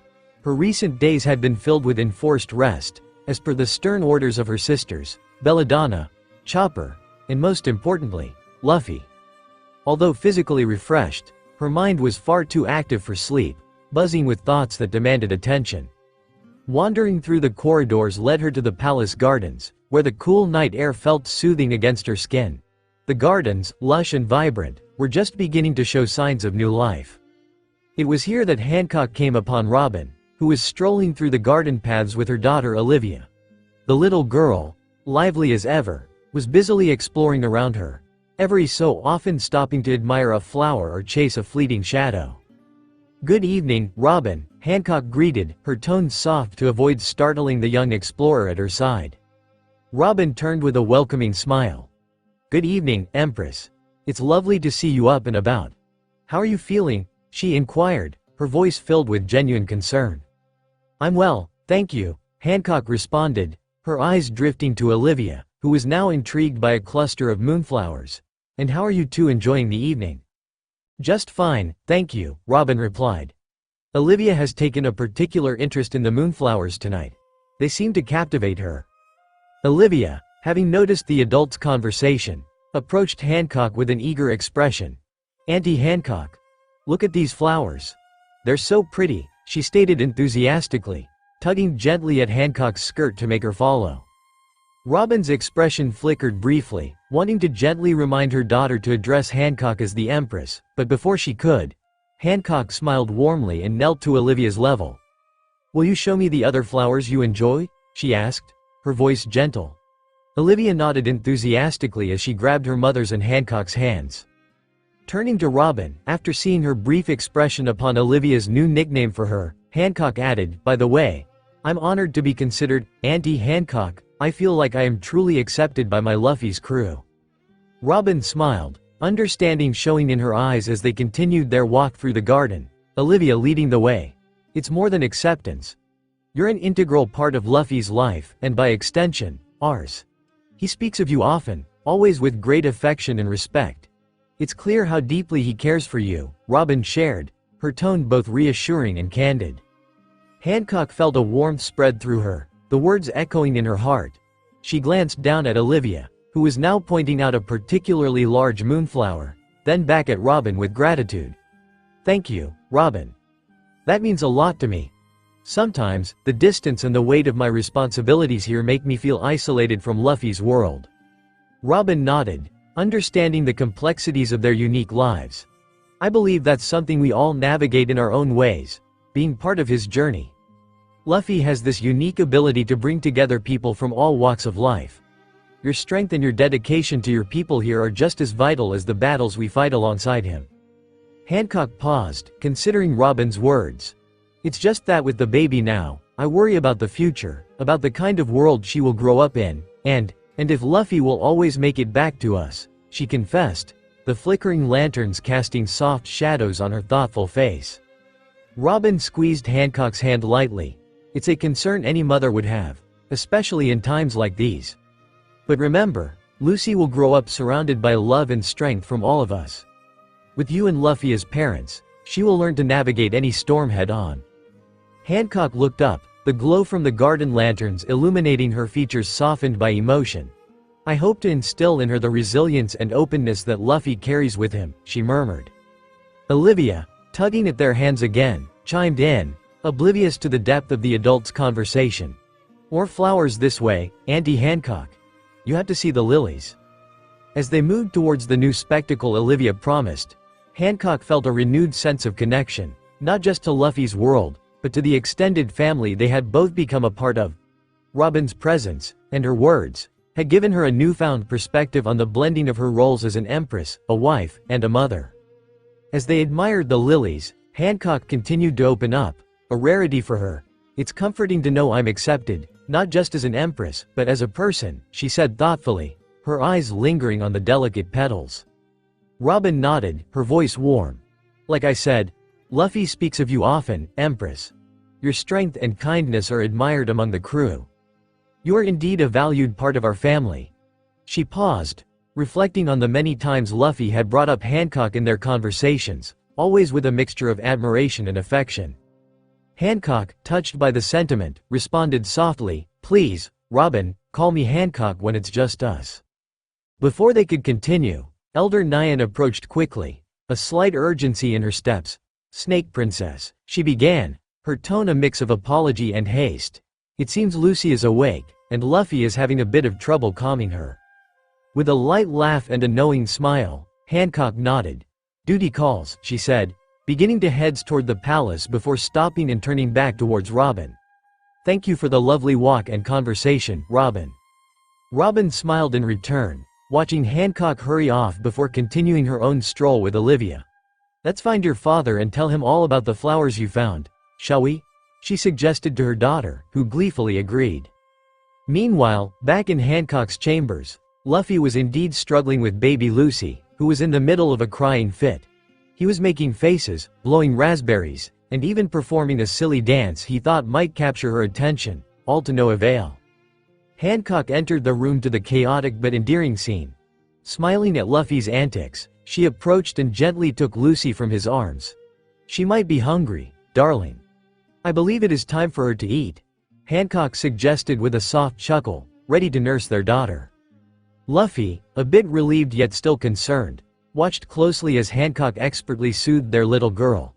It was moments like these that he truly appreciated the depth of Hancock's love for their family, seeing her not just as a fierce empress or a formidable pirate but as a loving mother, their anchor amidst the chaos of their lives. The sun had not yet risen when Luffy found himself awake, pacing the length of Hancock's chambers. Each step was heavy, each glance towards the sleeping forms of Hancock and Lucy caused a pang in his chest. His usual eagerness and carefree spirit battled with a newfound dread of departure. Hancock, sensing the shift in the room, stirred from her sleep. Her eyes met his, which only deepened the conflict within him. "Luffy," she began softly, propping herself up on one elbow, "what's wrong?" Luffy stopped pacing, looking towards Lucy's crib before meeting Hancock's gaze. I don't know if I can leave yet," he confessed, his voice barely a whisper. It was a stark contrast to the confident captain who arrived on the island weeks ago. Hancock's expression softened. She patted the space beside her, inviting him to sit. "Talk to me, Luffy." Sitting beside her, Luffy took a deep breath. "It's different now," he explained, his hands gesturing vaguely as if trying to grasp his swirling thoughts. "I guess I really do have more than one." Dreeting her head on Luffy's shoulder, intertwined her fingers with his, her touch reassuring. "And what are those dreams?" "To be the Pirate King," he started, his voice gaining some of its usual determination. "And to be a good dad. To be here for you and Lucy." Hancock smiled, her heart swelling with love for the man beside her. "Luffy, your dreams aren't mutually exclusive. You can pursue them both. But what if something happens to me? What if I can't come back?" Luffy's usual carefree demeanor was overshadowed by a genuine fear that shocked Hancock. Hancock squeezed his hand. "Darling, we're pirates. We know the risks of this life. I trust you and I trust your crew to ensure you come back to us." Luffy nodded slowly, the weight of her words sinking in. "I know, Hancock. It's just harder to leave now." "And it should be," Hancock agreed. "It means you care deeply, but think of what this shows Lucy. You're teaching her to be brave and to pursue her dreams no matter the challenges." Luffy's gaze lingered on Lucy's peaceful face. "I want her to be proud of me," he murmured. "She will be," Hancock assured him, "just like I am." As the first light of dawn began to filter through the curtains, Luffy stood, his resolve firming. "I'll come back, Hancock. I promise. And next time, maybe you and Lucy can sail with me." Luffy walked slowly to the docks, each step a mixture of determination and reluctance. Lucy, nestled comfortably in his arms, cooed softly, unaware of the emotional storm brewing in her father's heart. Beside him, Hancock matched his pace, her expression serene but her eyes reflecting a shared sorrow at the impending departure. As they approached the Sunny, the crew paused their bustling preparations, their expressions turning solemn as they witnessed the quiet struggle of their captain. Luffy stopped at the edge of the dock. He leaned down, pressing a gentle kiss on Lucy's forehead, his rough fingers tenderly brushing her tiny cheek. "I'll be back before you know it," he whispered, his voice filled with emotion. Handing Lucy back to Hancock, their hands lingered, touching for a moment longer than necessary, both drawing strength from the other. Hancock cradled Lucy to her chest, her eyes glistening with unshed tears.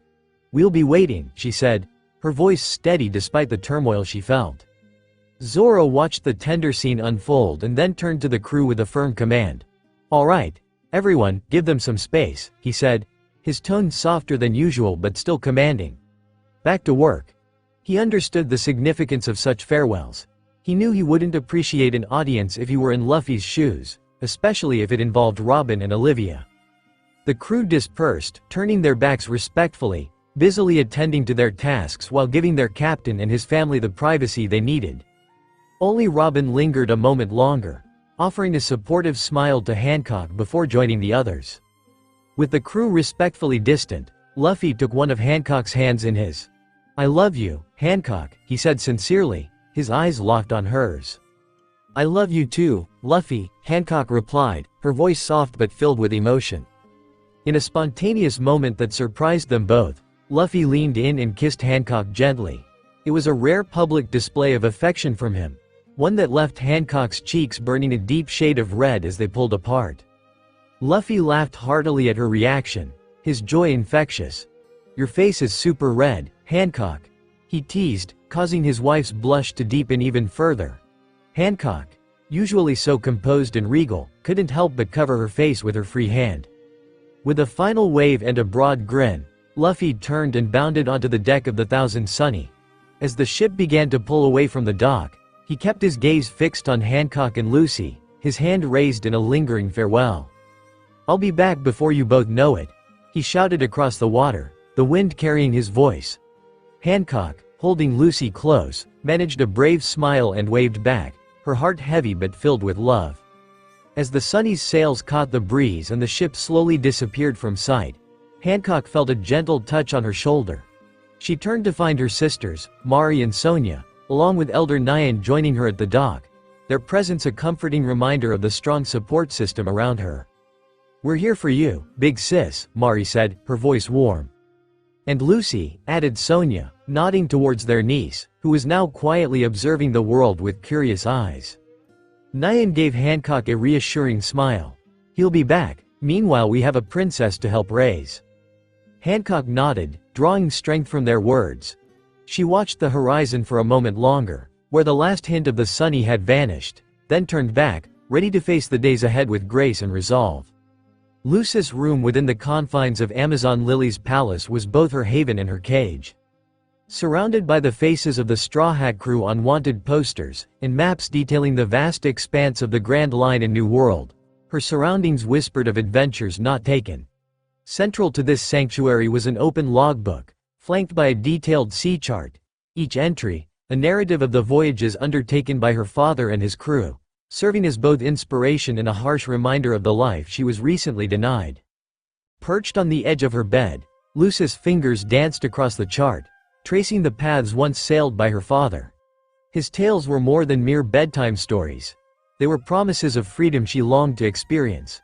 "The person with the most freedom on the sea is the Pirate King," her father would declare. As she mulled over his words, the walls of her chamber seemed to close in around her, a tangible representation of her confinement. On Amazon Lily, she was royalty. A princess bound by expectations and the protective gaze of her family. With a resolve settling over her, Lucy snapped the logbook shut. The longing for freedom, a trait inherited from her father, refused to be quieted by stone walls and royal duties.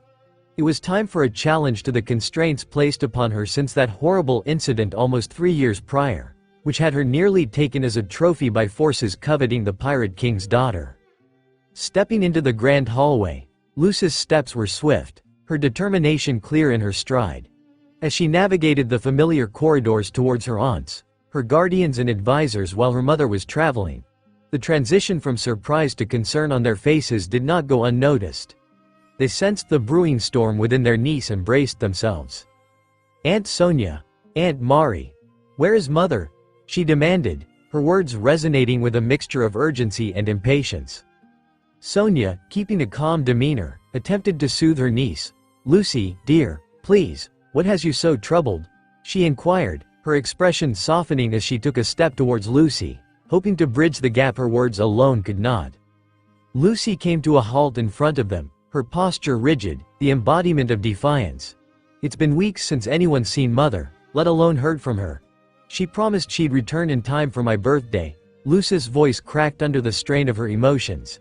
"Here I am, once again solely shouldering the responsibilities of the island when it should be her. I didn't ask for this." Mari stepped forward, her hand reaching out to gently rest on Lucy's shoulder, a silent offer of comfort. "Lucy, your mother was called away on urgent matters. You know the weight of her responsibilities. She is not only your mother, but the empress and guardian to all on Amazon Lily," Mari explained, trying to offer some perspective. "That's just it, isn't it? Her duties always take precedence. What about me? Her own daughter is like an afterthought next to her obligations." Lucy shot back, her voice heavy with the pain of feeling neglected. A glance passed between Sonia and Mari, filled with concern. Sonia addressed Lucy with warmth. "Lucy, your mother's love for you is endless, you know that. Leading Amazon Lily is a monumental task, but she has faith in you, entrusting you with her duties, knowing well that you're more than capable, especially with our guidance." The resolve in Lucy's eyes wavered, her frustration mingling with a deep-seated yearning for freedom. "I understand she trusts me, but I don't want this life, bound by ceremonies and councils. I want to be out on the sea. I want to be a part of the adventures that lie beyond these shores. Dad's world is out there. Has he sent any word about coming?" Lucy inquired, hope flickering in her eyes. Her aunts shared a nervous yet sad look before turning their attention back to the young princess in front of them. Your spirit mirrors your father's, but remember this island is also your home. Mari paused, weighing her next words carefully, as to not worry her niece. As for your father, we haven't received any messages from him, I'm afraid. A moment of silence hung in the air as Lucy pondered her aunt's words. She looked up, her eyes determined yet filled with a sense of longing. You both know I've been training, learning everything I can about navigation, combat, and survival at sea. I'm not just dreaming, I'm preparing. When I turn 17, I will leave this island, even if I have to join Dad to do so. It was clear. Lucy didn't see herself merely as the princess confined to Amazon Lily but as Monkey D. Lucy, destined to carve her own path, much like her father. Sonia's voice carried a mixture of understanding and caution. We admire your passion, but venturing from Amazon Lily has consequences you must be ready to face. Lucy's expression softened slightly, but her resolve remained. I know the consequences, but I need to follow my own path. Beyond being the princess, or the Empress's daughter, I want to live as me, Lucy, not as a title or a role. Mari gently interjected, we're not asking you to abandon your dreams, Lucy. We only hope you'll consider the balance between your desires and your duties. Your mother, she made similar choices, and they weren't without their consequences. And remember, your true lineage as Luffy's daughter must remain concealed for your safety. We can't risk you being targeted and taken again. Lucy's eyes held a distant look, reflecting the battles raging within her heart. The pull of duty versus the call of the unknown. It should no longer matter who my parents are. For those who know me as the daughter of the Pirate Empress, Boa Hancock, it already makes me a target. People already see me as a trophy, a prize to be won. I want to be known for my own deeds, not just my lineage.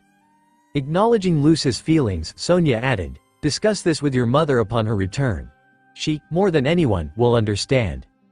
Lucy took a deep breath, the weight of the conversation settling on her shoulders. I'll talk to her, but I've made up my mind. Mari smiled faintly. You're your parents' daughter, through and through. Brave, headstrong, and fiercely independent. Just promise us you'll think this through, all the way. I promise, Lucy spoke as she turned to make her way back to her room. Over her shoulder, she called out, if Mother arrives, could you tell her where I am? Mari, looking concerned, replied, you don't want to greet her when she arrives? Lucy paused in her steps, her back still towards her aunts. With a nonchalant shrug, she said, does it really matter? Our time together is always cut short. Her attention is always pulled away. Maybe if I'm absent, she might actually take notice. Her voice trailed off, the last words barely a whisper, betraying her deep-seated belief about her mother's perception of her. Sonia let out a soft sigh. We'll let her know you're in your room. They watched as Lucy disappeared into her quarters. Turning to Mari, Sonia's expression was filled with sadness. She's convinced herself she's alone, that our sister doesn't care for her, despite the truth being the opposite. Mari nodded slowly. Should we give Big Sis a heads up before she speaks with Lucy? She asked, her brow furrowed in concern. Sonia shrugged, a sense of uncertainty in her gesture. Perhaps. We'll see how our sister wants to handle this. However, I don't think she'll be in a pleasant mood. I wonder if her sickness will return if. Mari shook her head as if stop Sonia from even speaking the possibilities into existence. Our sister would not want us to think that way. Days earlier, aboard the Thousand Sunny, the atmosphere was grave, a stark contrast to the usual cheerfulness. Hancock stood amidst the Straw Hat crew, her expression solemn as she listened to an intercepted marine transmission. The news was dire. Luffy, her beloved husband, had been captured by the Marines. Worse still, the call revealed that Luffy was not just imprisoned, he was being tortured, with plans to an all-too-real possibility.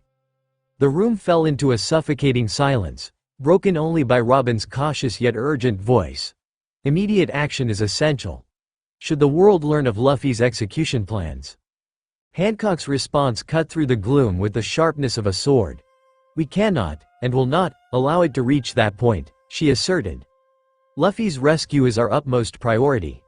We'll put an end to their plans before they can even consider finalizing them. As her words resonated, a chill descended with Zoro's somber speculation. There's a chance the transmission was a decoy, meant to lure us into a trap. For all we know, Luffy could be. Robin reacted swiftly, her usually composed gaze sharpening as she directed it at Zoro. In a silent gesture, a hand, manifested through her ability, sprouted onto Zoro's shoulder, promptly silencing him by covering his mouth.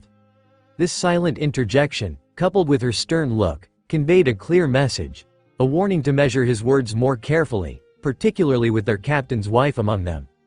Hancock, however, remained focused, her gaze steely. "No," she stated firmly, cutting through the brief discord. "We cannot afford to dwell on possibilities that will weaken our resolve. My husband is strong, and we must remain strong for him. We need to plan and not ponder on what-ifs." With Hancock's words, a renewed sense of purpose coursed through the crew. Strategies were swiftly debated, with the collective decision to muster the Straw Hat Grand Fleet and any available allies for a rescue operation. As the meeting adjourned, the Straw Hats and soon their allies began their preparations in earnest. The urgency of their mission was clear, but so was their resolve. They were not just fighting for their captain. They were fighting for a friend, a loved one, and the very spirit that had always driven them forward. Back on Amazon Lily, Hancock sought solitude in the aftermath of her return. Secluded within her room in the palace, she grappled with the grim reality that awaited her conversation with Lucy. A revelation that could upend the fragile peace of their world. Lucy's patience had worn thin, her feelings of abandonment intensifying with each passing hour of silence from her mother. With her faithful companions, Zephyra and Patches, in tow, Lucy's frustration reached its boiling point. She stormed into Hancock's chambers, her heart heavy with accusations. "Mother, you've been back for what seems like hours without a word." Her voice, laced with anger and hurt, filled the room. "You've confined me to this island, yet you can't even face me?" Her anger was palpable as she moved to stand in front of Hancock. "I refuse to stay caged here any longer. I'm leaving when I turn 17, whether you approve or not." Hancock, staring almost through Lucy, tears staining her cheeks, presented a rare and heart-wrenching sight. The usually confident Empress was visibly shaken, her loyal snake, Salome, by her side, offering silent support. The sight of her mother in such a vulnerable state softened Lucy's anger, giving way to concern. "Mom, what's wrong? What happened?" she asked, her tone shifting from accusatory to worried.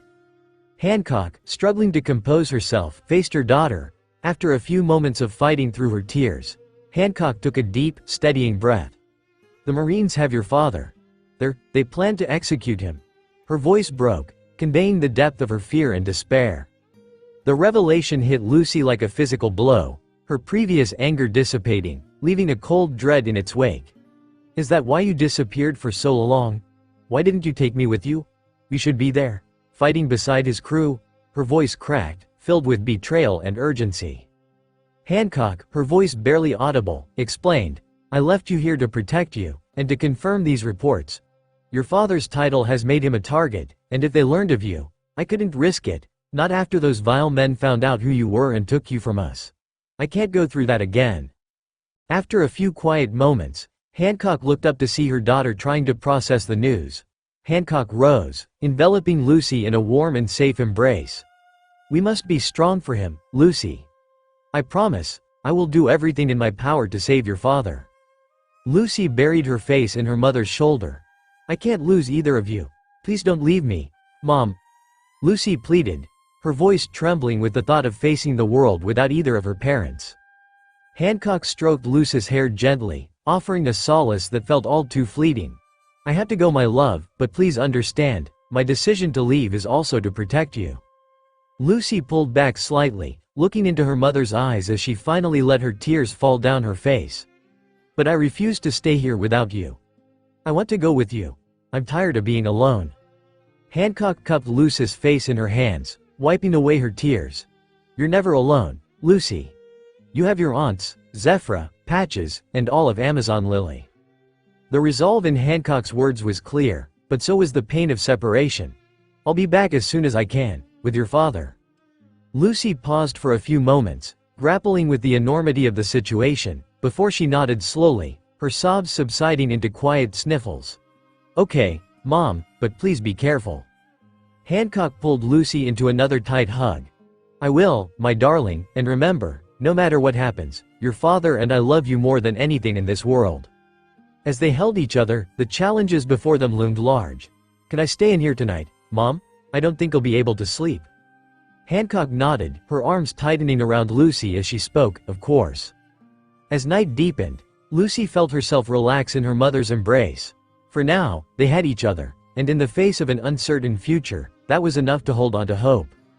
Lucy stirred from her restless sleep, the first rays of sunlight filtering through the curtains and casting a soft glow across the room. The other side of the bed was empty, the sheets cold, indicating that Hancock had been gone for some time. Confusion and a twinge of irritation battled within Lucy as she sat up, the events of the previous night crashing back into her consciousness. Dragging herself out of bed, Lucy's thoughts were a whirlwind of worry for her father and uncertainty about her mother's whereabouts. After hastily getting ready, she knew her mother would have to be at the docks, her heart heavy with the fear of what might come next. To her surprise, upon reaching the palace's main hall, she found Hancock waiting for her, an unreadable expression on her face. Lucy's steps faltered, her prepared reproaches dying on her lips. The sight of her mother, composed yet undoubtedly carrying the weight of the world, reminded Lucy of the depth of her love and respect for her. Hancock gestured for Lucy to sit with her. "I wanted to speak with you before heading to the ship," she stated, her voice steady. "I've heard you have some things you want to discuss with me. I assume it's regarding what you were telling me last night." Lucy squared her shoulders, meeting her mother's gaze with a determination that mirrored the pirate empress's own when faced with adversity. "Mom," she started, her voice steadier than she felt, "I'm not just asking to fight at your side because I want to be close to Dad, or because I'm seeking adventure. I want to go with you because I know I can help." She took a moment to gather her thoughts, then continued, "You, Aunt Sonia, and Aunt Mari have trained me, not just in combat, but in strategy and survival." Lucy leaned forward, her passion for the subject evident in her voice. "I've also spent countless hours with the logs and charts in the palace library, studying every known pirate and marine, their powers, their tactics. I understand the risks, and I know the opponents we might face." She paused, allowing her words to sink in before adding, "I'm not the same little girl who would run around the palace dreaming of adventures. I'm not, though allowed herself to be captured by those horrible men. I've grown, and I've prepared myself for this. Not just for any journey, but specifically to be able to stand by your side in situations exactly like this." Seeing the hesitation in her mother's eyes, Lucy pressed on, her voice filled with a blend of desperation and earnestness. "I know the dangers, Mom, but how can I stand by and do nothing when Dad's life is at stake? How can I call myself his daughter if I'm not willing to fight for him, for us?" Lucy reached across, taking Hancock's hands in hers, squeezing gently. "Let me come with you. Let me prove that I'm more than just a princess whose parents need to constantly protect her. I want to fight for my family." Her plea hung in the air, a testament to her maturity and the depth of her resolve. Lucy held her mother's gaze, willing her to see the sincerity in her eyes. She wasn't just asking to be included. She was asking to contribute, to use everything she had learned for the cause that mattered most to her. But Hancock surprised her. "Lucy, I made up my mind last night," she said, causing Lucy to become a little nervous with anticipation. "You can come, but it won't be an adventure. It's going to be dangerous, and you must follow my every step." Lucy felt a wave of emotions, relief, joy, and the sobering realization of the seriousness of their mission. "Thank you, Mom. I promise, I'll do exactly as you say," she replied, her determination renewed, even as the weight of the situation settled heavily on her shoulders. The decision made, Hancock outlined the plan to Lucy, emphasizing the risks and the importance of discretion and obedience. As Lucy listened, the romantic notions of adventure she had harbored were replaced by a solemn understanding of the stakes involved. As they left the palace for the docks, where the perfume Yuta was now ready, the island of Amazon Lily seemed to hold its breath, aware of the gravity of the mission its empress and young princess were about to undertake. A few days had passed since Hancock agreed to let Lucy accompany her, and now, under the veil of night, the perfume Yuta approached a secluded cove that served as the prearranged rendezvous point with the Straw Hat Pirates. The Thousand Sunny, distinguishable even in the dim light, lay anchored, its crew ready and waiting in the shadows. The encounter was subdued. the usual exuberance dimmed by the gravity of their mission. Hancock, accompanied by her daughter and their faithful snake companions, Zephyra and Salome, boarded the Thousand Sunny. Zoro, standing in for Luffy in his absence, greeted Hancock with a solemn nod. "We're all set," he stated, his serious demeanor never seeming to waver. Hancock returned the nod, her eyes reflecting a fierce determination as she assumed a position of leadership beside him. Lucy looked around at the gathered straw hats. She tried to keep herself together as she looked at each of them. Robin, Olivia, and Kenji offered her reassuring smiles, silently affirming her role in this critical endeavor. Lucy felt a sense of belonging, understanding that she was an integral part of this family, united in a daring purpose. As the hours passed, the tension among the crew grew. The sea seemed too calm, the silence too heavy. It was a stark reminder of the calm before a storm, both literal and metaphorical, that all sailors feared and respected. The atmosphere was tense as they moved stealthily through the waters, every crewmate alert to the slightest change in the wind or wave. Lucy, standing at the front of the Sunny, allowed her thoughts to drift to strategies and what-ifs, her gaze locked on the path ahead. Hancock, ever vigilant, scanned the horizon for any sign of the marine vessel. Her concern for Luffy was palpable, fueling her every command. Beside her and Zoro, Nami consulted navigational charts with a furrowed brow, every so often glancing up at the Empress and the Straw Hat First Mate, ready to follow their lead. While Hancock, Nami, and Zoro were deeply engrossed in strategizing their route and discussing the tactical approach for the rescue mission, Lucy found herself grappling with a whirlwind of emotions. The weight of the situation, the uncertainty of their mission's outcome, began to manifest as a visible nervousness in her demeanor.